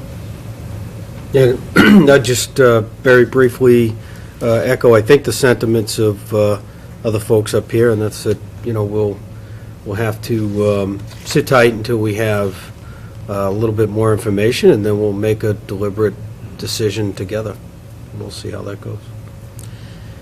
Thank you. Just want to echo my thanks as well. Certainly, the drinking wells are of paramount concern to all of us, and also to, in previous reporting, there was some talk about quantities, you know, being exported out. I'd be interested to continue to get an update as to what they intend to keep here versus what they intend to export, because I'm not of the mindset to support a project where an exponential amount of this is going to be exported outside of the area, so that someone else can benefit from our infrastructure changes. So, as you indicated, FERC in Kinder Morgan, public sessions haven't commenced, the report's not back. The general public here and at home will certainly have ample opportunity to pose questions in a very public way, separate from tonight. I see your presence here tonight to be an update for the board and for us to ask questions, and I want to thank you for your time. No problem. Thank you. Thank you. We're not doing questions.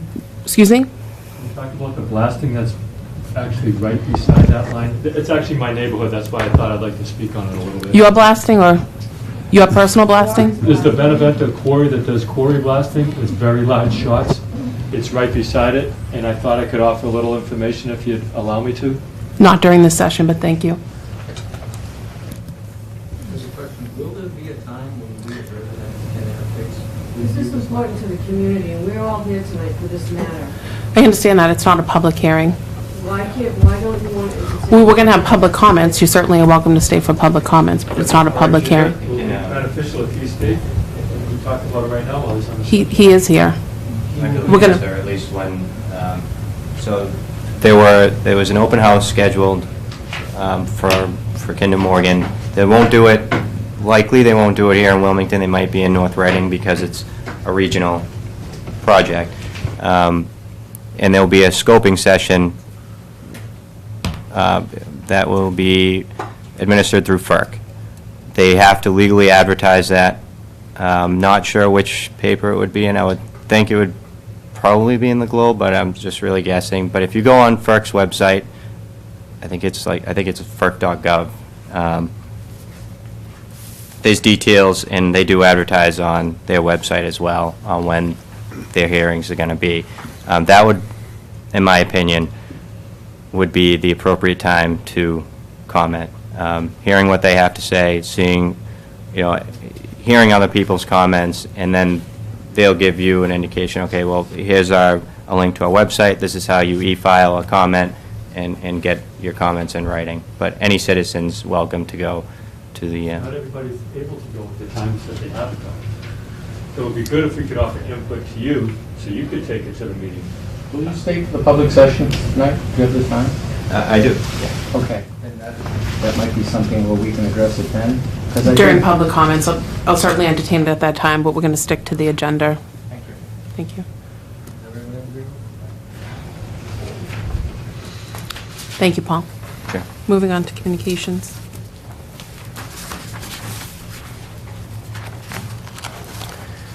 Under communications, the first couple items, the memo from Chief Bagonis, you heard a synopsis from that this evening. Also the report from Paul Looney, he provided the summary on that. There is a letter from Sarah Clark from the Mass Department of Telecommunications and Cable, notifying the town that the Continental or Comcast cable license is due to expire, and that expiration date is January 27th of 2018. The notice indicates that we have to begin a ascertainment process within no earlier than 36 months or no later than 30 months preceding the expiration. We've been through this a number of times in the past with cable license expirations. Essentially, it's an information gathering process where we attempt to identify the community's needs as they relate to cable. I will be reactivating the cable committee for that purpose. There is correspondence from Gerald Perry, the Director of Accounts, Mass Department of Revenue, and he is writing to confirm that the town's fiscal year 2015 tax rates have been set at $14.37 per thousand for the residential rate and $32.74 on the commercial rate. We have correspondence from Jill Reddish from Fios Verizon, just indicating that a particular program on channel 289 is no longer going to be offered. They've been notified by the provider that the program will expire as of 12/31 of this year. And then finally, we have correspondence from Kim Gainsborough, who's the chairperson of the Alcoholic Beverage Control Commission, and she is writing to inform the board about the requirements for the compliance with the holiday season in terms of rules and regulations as they pertain to alcoholic licenses for serving of alcoholic beverages. Some of those requirements include prohibitions on licensees or employees for offering or delivering any free drinks to any persons or groups of persons in the establishment, delivering more than 2 drinks to one person at a time, and there's a whole series of rules and requirements that are laid out in this correspondence. We are including a copy of this correspondence with the issuance of licenses to all establishments in town. Madam Chair? Yes. May I direct a question to the audience through you? Sure.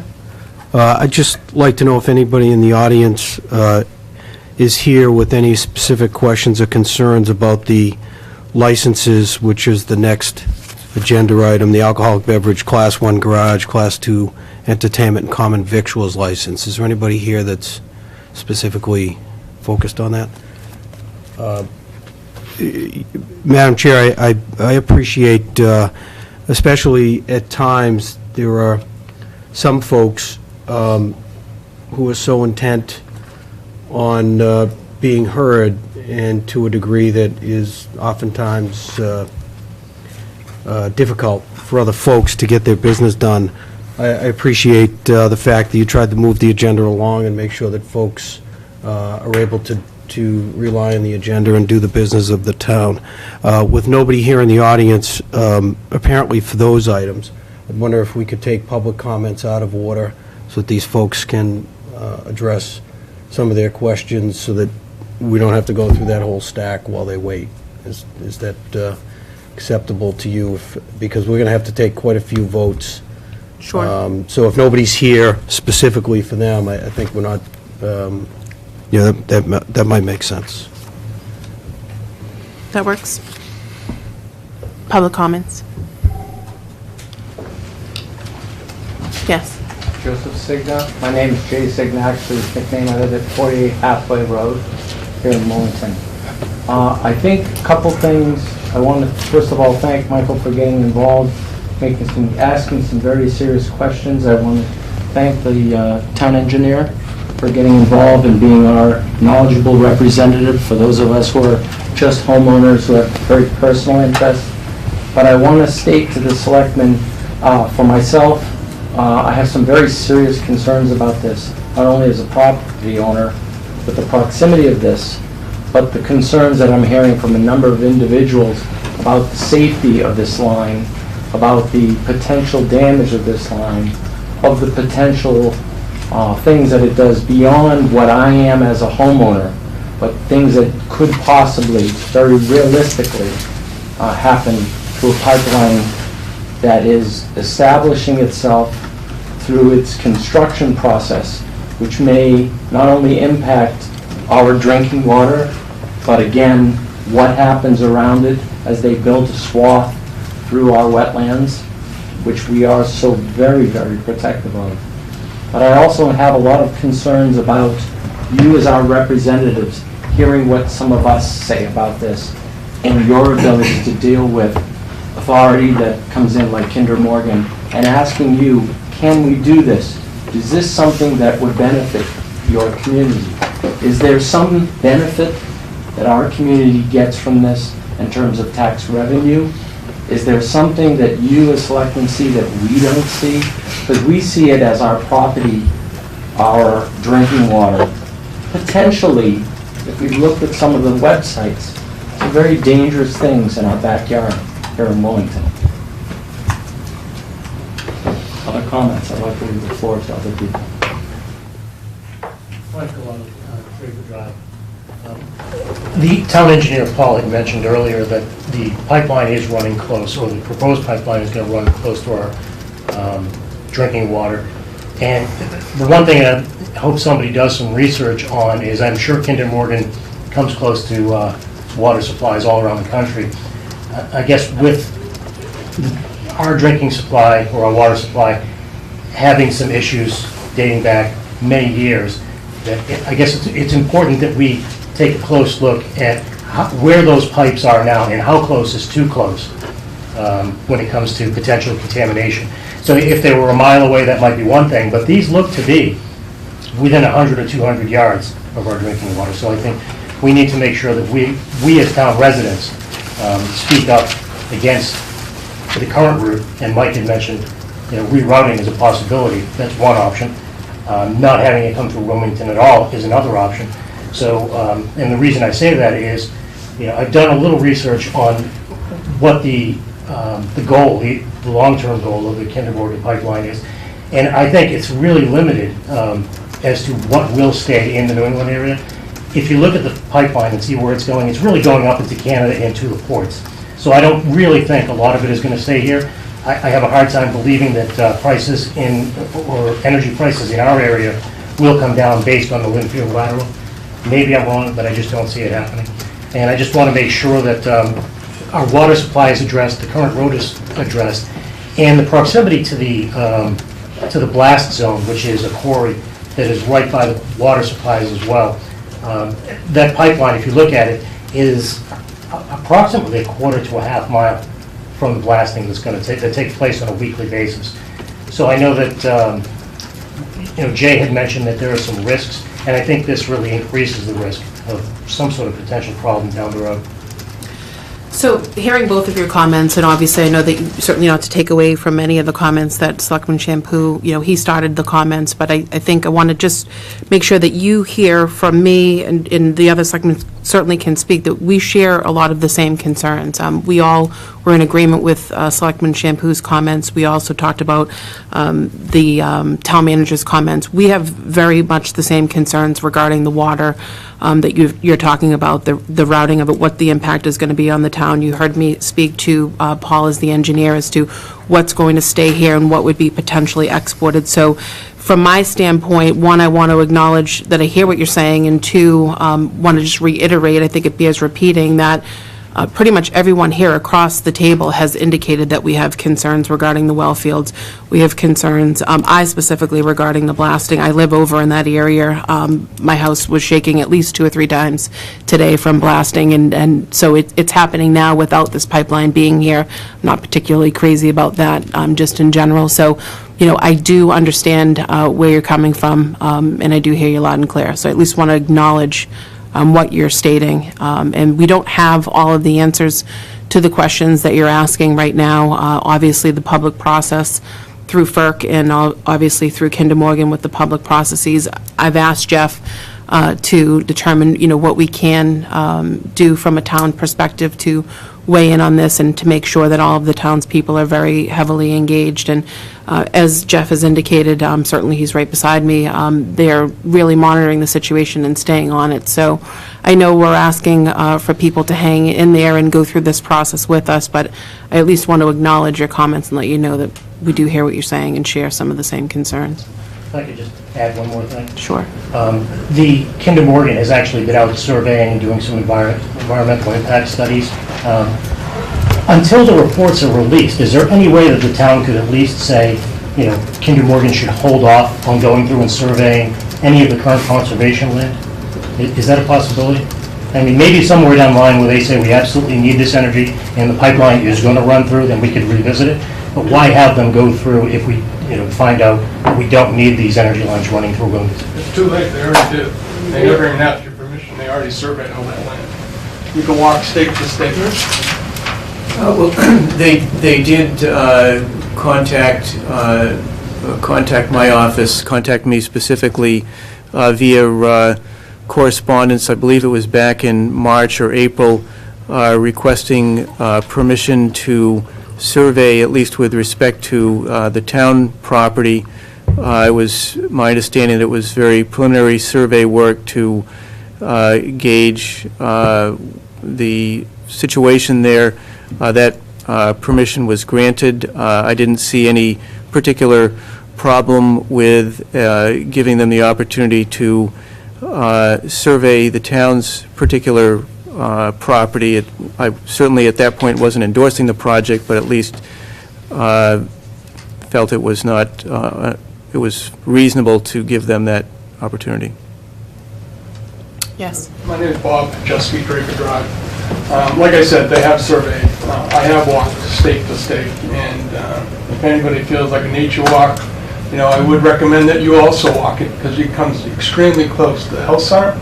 It's probably within 60 or 70 feet of the corner of the health center, never mind the house is on that 62 Avenue as well. Obviously, it goes through our conservation land, and on that map, if you actually walk state to state, you'll see that it's actually going through wetlands. It's not bordering wetlands, it's going directly through wetlands. And, I have big concerns with that, about the safety, the wetlands, the conservation land, and of course the health center and the impact potentially there. Yes. I'm Suzanne Solomon, 60 Lawrence Street. I would like to see the board take a more proactive stance and a little bit more aggressive stance to protect the town and the townspeople and our water supply. You can sit there and say, well, let's wait to see what happens. I mean, a lot of other towns, I've been to, I went to one meeting, and a lot of other towns have not let them on their land. Their selectmen and their mayors are saying, no, we don't want it through our community. There's homeowners that have said, no, you're not coming on our land. It will be an eminent domain taking. We won't own that land anymore. They'll come in, they'll put their pipeline in, we won't own it. To give you an indication of what an impact this will be to our town, that well that you see, the Salem Street well, they've stayed right outside of the 400-foot zone of that well because you can't have anything within the 400-foot zone. So that pipeline is 400 feet, not 100 yards or 200 yards, 400 feet from the Salem Street well. It goes right through the Martins Brook wetlands, the Darling Brook wetlands, and it's such a huge area, so that the pipe's going to be 20 feet. The area that will be maintained, I think, is going to be around 60 feet, and this is all down the whole length of the pipeline. And then there's the construction, which is like 100, 120 feet that they have to allow, which would be impacts on the wetlands. This area has major flooding as it is now.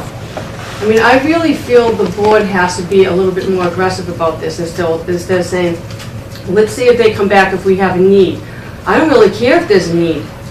Why should we be the sacrificial lambs for a need? I mean, we just heard from the Reading Municipal Light Department that pretty much told us that we just have peak demands. We're doing pretty good. We're getting the energy, we're getting a low cost, we have one of the lowest costs in the region, and we're going to be the sacrificial lambs to get gas to other people? Why? No, I think we need to protect our community. That's what you're there for. You're not there to protect another community or somebody's bottom line. This is our water supply. We've already lost one water supply. They're our wetlands. They're our people. You guys have to be a little bit more aggressive, and that's my opinion. Thank you. Thank you. Yes. George Lee from the Living Country. I just wanted to add to what Suzanne said, and it's been said peripherally, but not specifically. We already have 5 wells that are gone. That makes us very unique. It's not a matter of just coming near 2 of our wells. We've already got most of them already gone.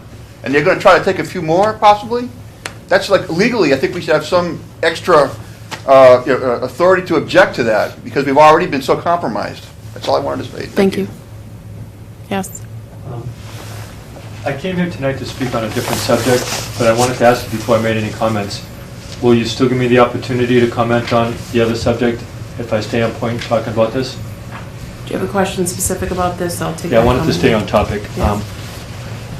I've done extensive training across the country relative to gas and oil pipelines through the National Pipeline Training Program, in classroom and practical, along with education in FERC requirements, Federal Energy Regulatory Commission requirements.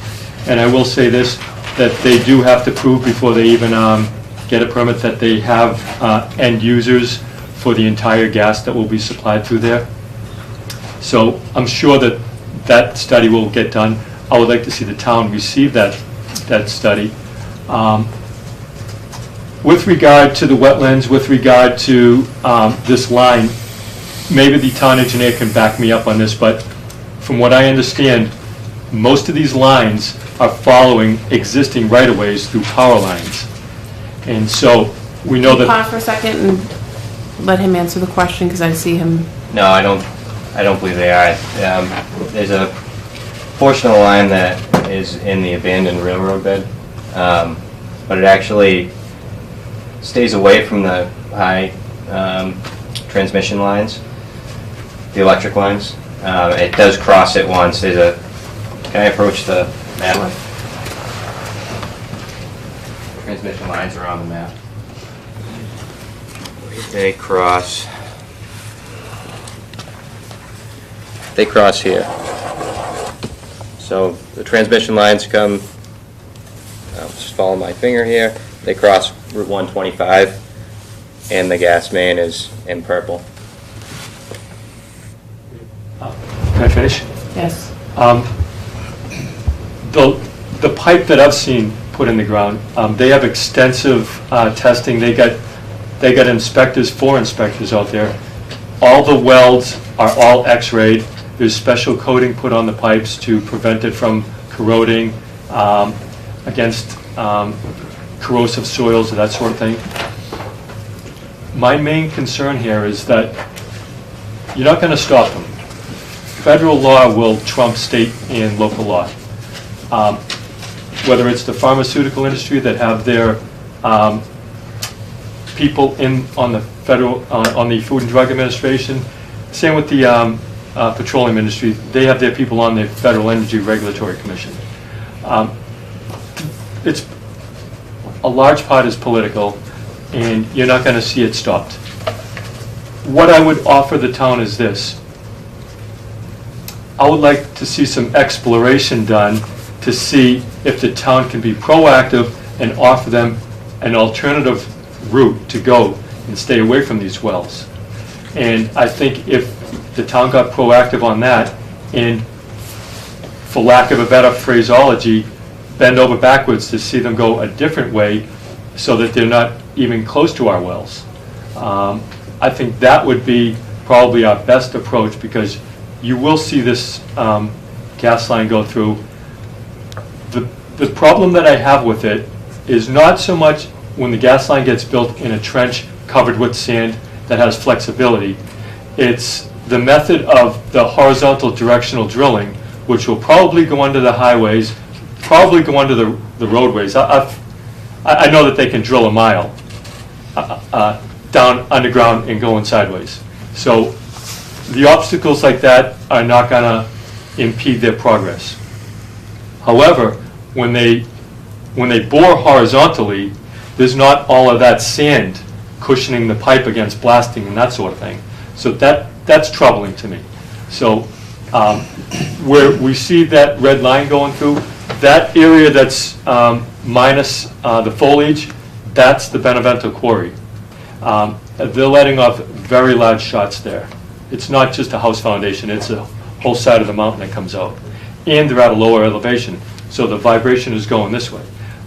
If the method is through horizontal directional drilling and there's a lack of cushioning there and a lack of flexibility, I think it probably raises the likelihood of the potential or probability of a line breaking. So I guess the only insight that I would offer is to see if the town would aggressively look for another route that we can help these people out with, because if we don't, I can guarantee you that you're not going to stop it. If they can prove that they have end users and the volume capacity is going to be able to be sold, you'll see it get built. And I've been out west. You hear a lot of talk about the Keystone Pipeline. Most of that's built. It's being held up through Nebraska. My personal opinion why it's being held up is that Warren Buffett paid $34 billion for a railroad that is taking trains and taking oil from the north down south. It's megabucks every week. 1 million gallons passes through Nebraska on a weekly basis, minimum. And so it's just a matter of time before that gets built. But that particular line is sending the oil down south, and that's going to be shipped off to other countries. So we're seeing our oil prices go down. Our nation is now the #1 natural gas producing country in the world. I'm hoping that is why our oil prices are going down. But keeping that in mind, I just really would encourage the town to really look for another route to try to help these people out with, because you're not going to stop them. Thank you. Anyone further? Okay. Thank you very much. Judy, can I Thank you. get back in on this? Real Sure. quickly? Just to address the issue of, I think, Frank, you mentioned something about the possibility that the gas might be coming through but going off to Canada or maybe going out to Europe or somewhere else. And I'm not saying that none of it will, but a condition, I think this might be some of your words, Paul, but a condition of FERC certification and ultimately the construction of a pipeline is demonstrated by the applicant. There has to be a need for the proposed gas pipeline and associated infrastructure to serve the general public in the identified market area as a matter of convenience and necessity. So I guess what I mean by that tells me that in order for this to go forward, FERC would have to see that the gas comes into this region and stays in this region and serves this region. Is that in fact true? Stays in this region? No, I don't believe so. I think they this is all really, I don't know this firsthand, this is all from what I've heard from the coalition. Yeah. There is some concern that, where yes, it would be, they need contracts for this region, I think that Mr. McDonald mentioned. They do have to prove to FERC that they have these contracts in hand for this region, but I don't think there's anything preventing the exportation, a percentage of it to be exported. Which I So- don't necessarily have a, personally, Yeah, I don't have a I problem guess with I some of just- it going offshore. I guess as I long just as want to there clear is- that it's not just going through the area. It's not just leaving. for here, and it's not just for exportation, but they certainly have to demonstrate that there is a demand in this area or this region. Indeed, okay, and I thank you for specifying that. One last thing that came to my attention here was under 6E, and one of the bullets you said was tax benefit to the town on the Tennessee gas pipeline infrastructure value. I don't know if there's if we have any idea of what that means. I mean, so the pipe that lives within the town line of Wilmington, does Tennessee gas pipeline pay tax on that space that they took up? And do we realize some tax revenue from it? They do pay taxes on that. I don't have information on that at this point. I've talked to Karen Rashis, the assessor. The mechanism for establishing the amount of taxes is done through the state, it's my understanding, but there is some measure of tax benefit, so to speak. Thank you. Thank you. Thank you very much. Okay.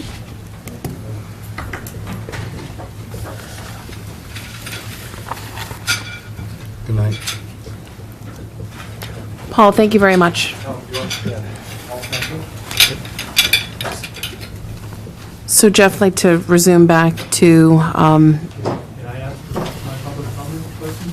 we're going to continue on, public comments is at the end. Thank you. Moving on, did you complete the correspondence from Kim Gainsborough regarding the alcoholic beverages? It's my understanding that you Yes. did regarding the holiday season, but I just wanted to make sure that you were complete on that. Yes, yeah. Okay, so how would you like to take the board to consider items on the, do you want to separate them out and read them into the record?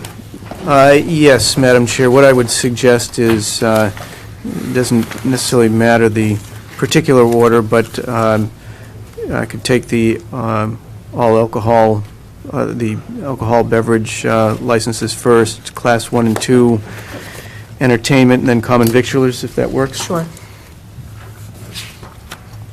Under the all alcohol license for clubs, there are two operations seeking renewals. Fordham Road Associates, Inc., doing business as Aleppo Temple, 99 Fordham Road, and then 4982 Building Associates, Inc., doing business as Knights of Columbus, 112 Middlesex Avenue. This is for an all-alcohol club license. And you want to vote on those separately, or should I just go through the entire list of alcohol beverages? It's your, up to Does you. anyone have any objection to taking them all up together? I know Michael's place is included in this. I'm taking all up together and then, Okay. Under the all alcohol for package stores, we have five.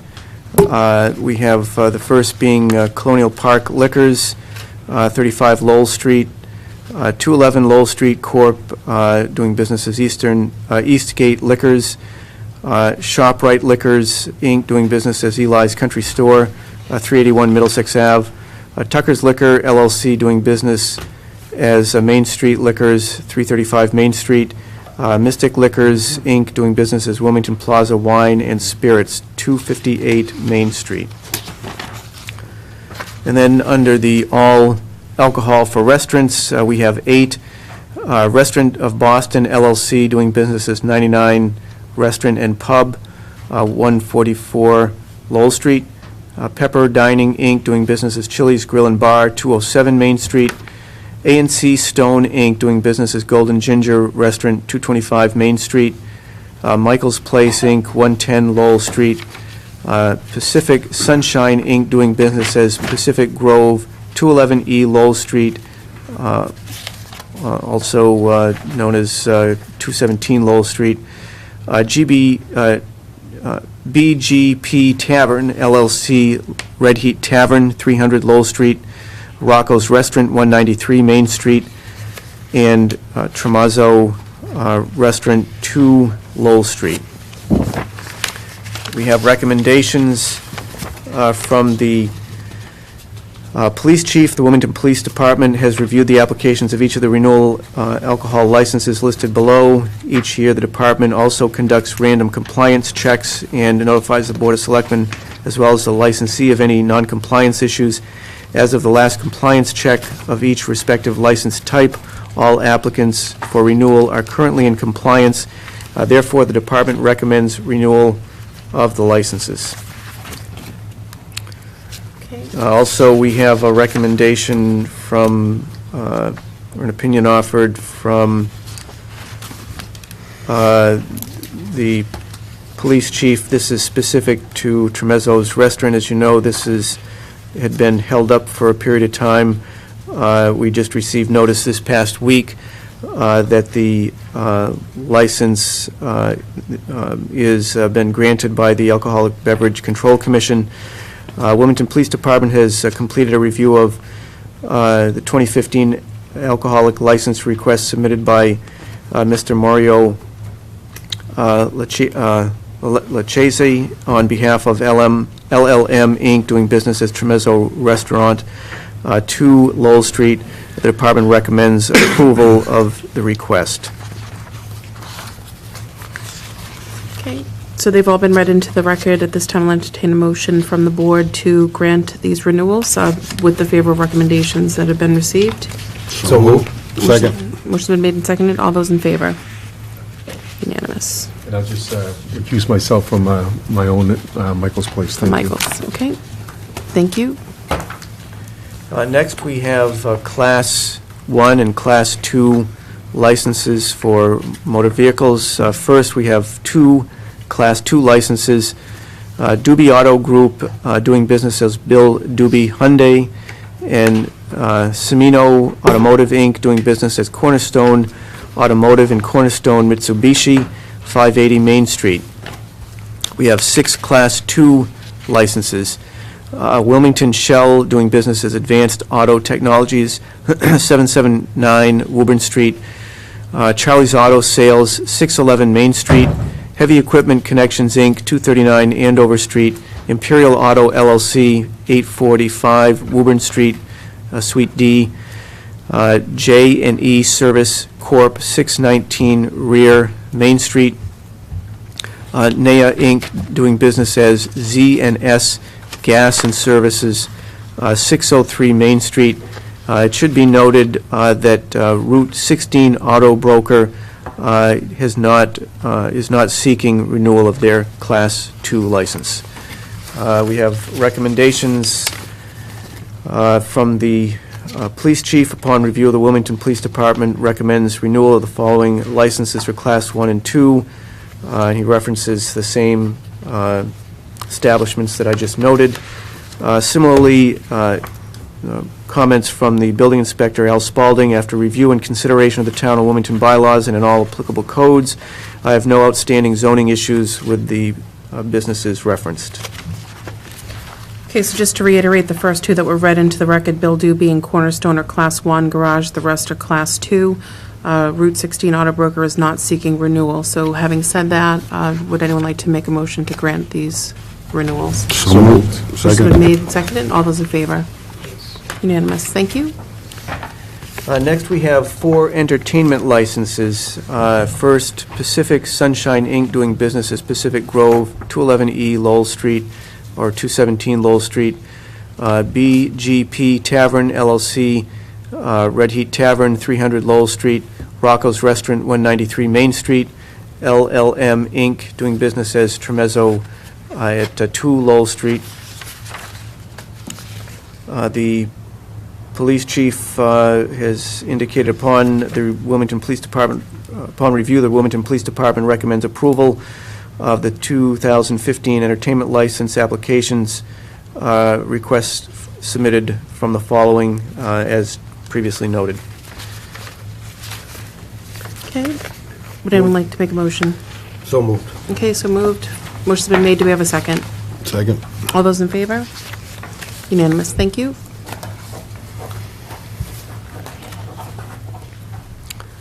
We have the common victular licenses. There are 41. First, 99 Restaurant, 144 Lowell Street. Anjam Corp. doing business as AJ's Kitchen, 162 Lowell Street. Fordham Associates, Aleppo Temple, 99 Fordham Road. D's Corner LLC, As Good as It Gets Cafe, 35 Lowell Street, Unit 8. Brothers Roast Beef and Pizza, 331 Main Street. Mestorano Corporation and LBK are doing business as Burger King, 280 Lowell Street. Carmela Stop and Go LLC, 3 Jefferson Road.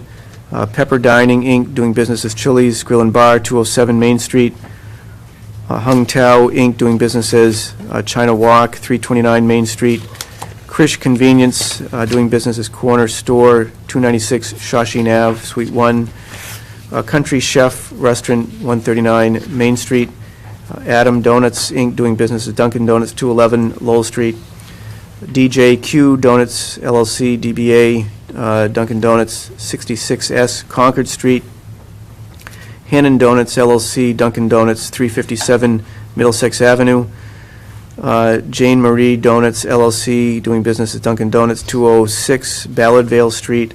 C&C Donuts, doing business as Dunkin' Donuts, 195 Main Street.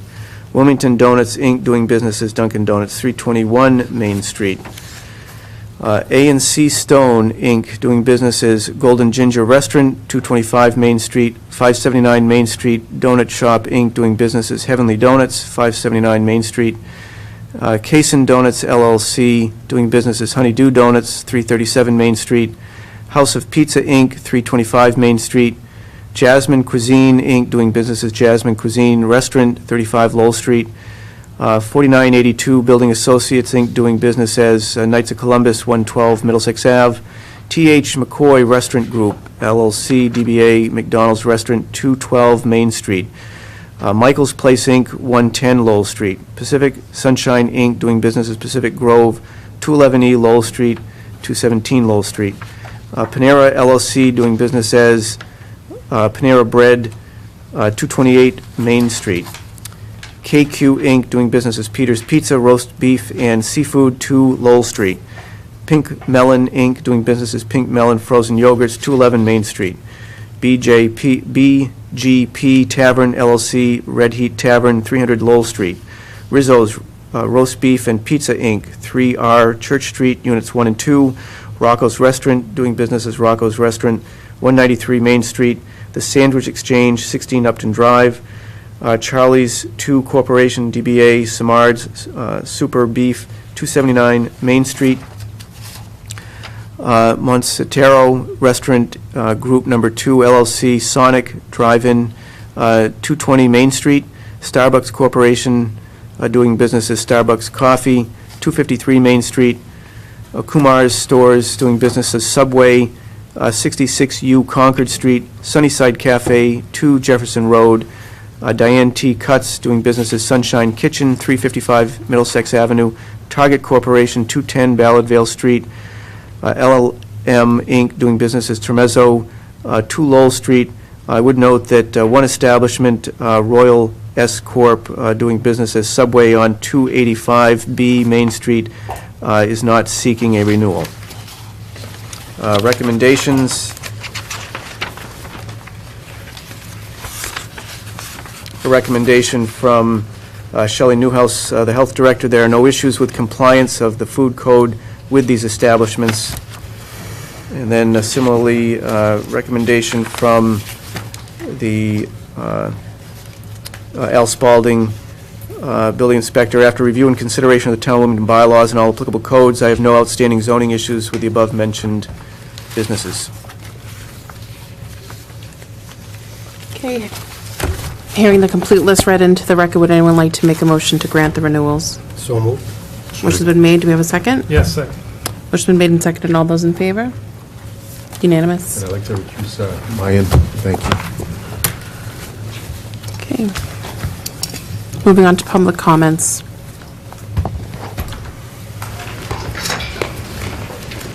Hearing none? I have a couple. I have my hand up. Yes. I have two subject matters that I'd like to speak about. I spoke to the superintendent of a school the other day, and that school is actually building 2 ice arenas.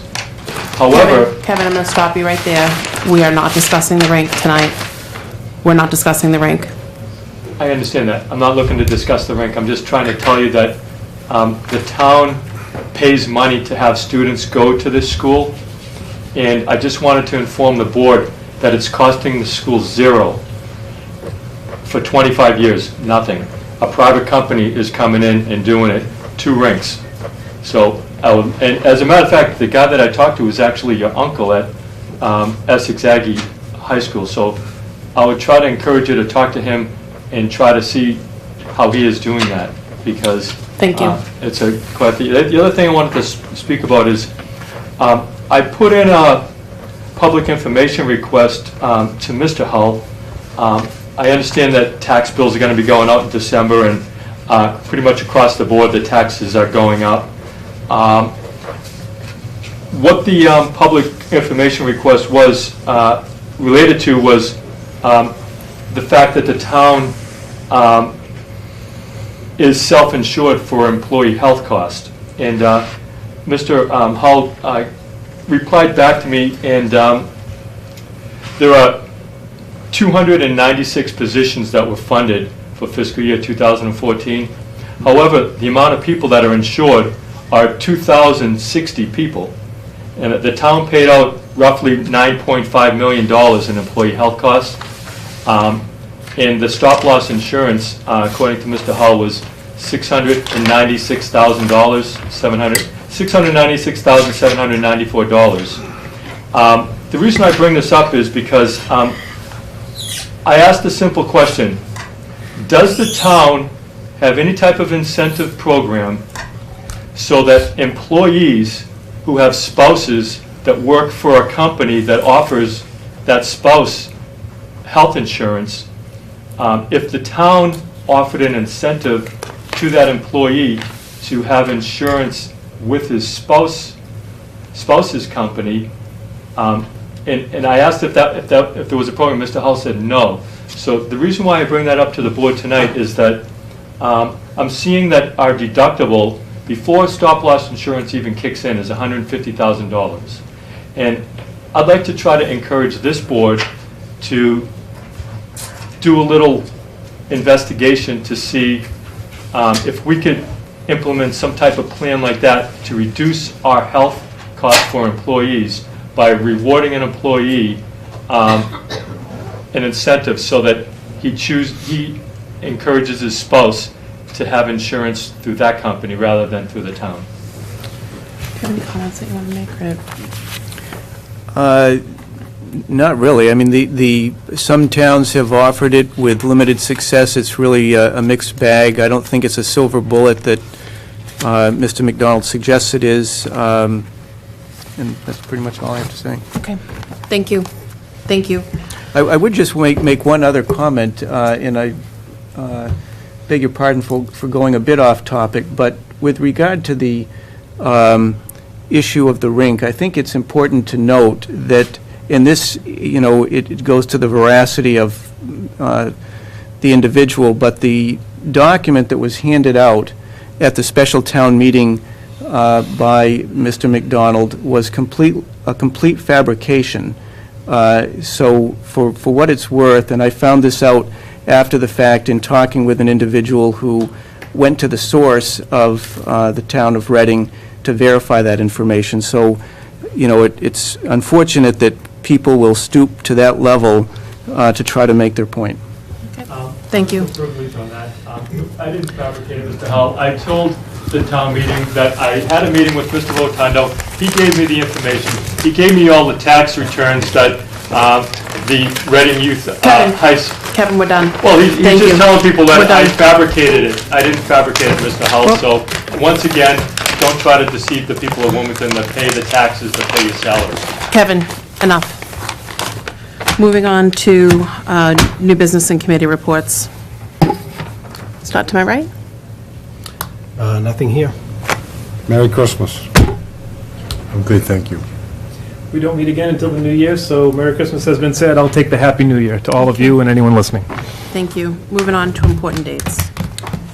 First of all, December 25th, town offices are closed. January 1st, also town offices are closed. January 4th, the Herndon Tavern has an open house from 2 p.m. to 4 p.m. Then we have curbside collection of Christmas trees running from January 5th through the 16th. The next meeting of the Board of Selectmen is January 12th at 7 p.m. Thank you. Do we have a motion to adjourn? So moved. Okay, do we have a second? All those in favor? Good night. Thank you. Good night.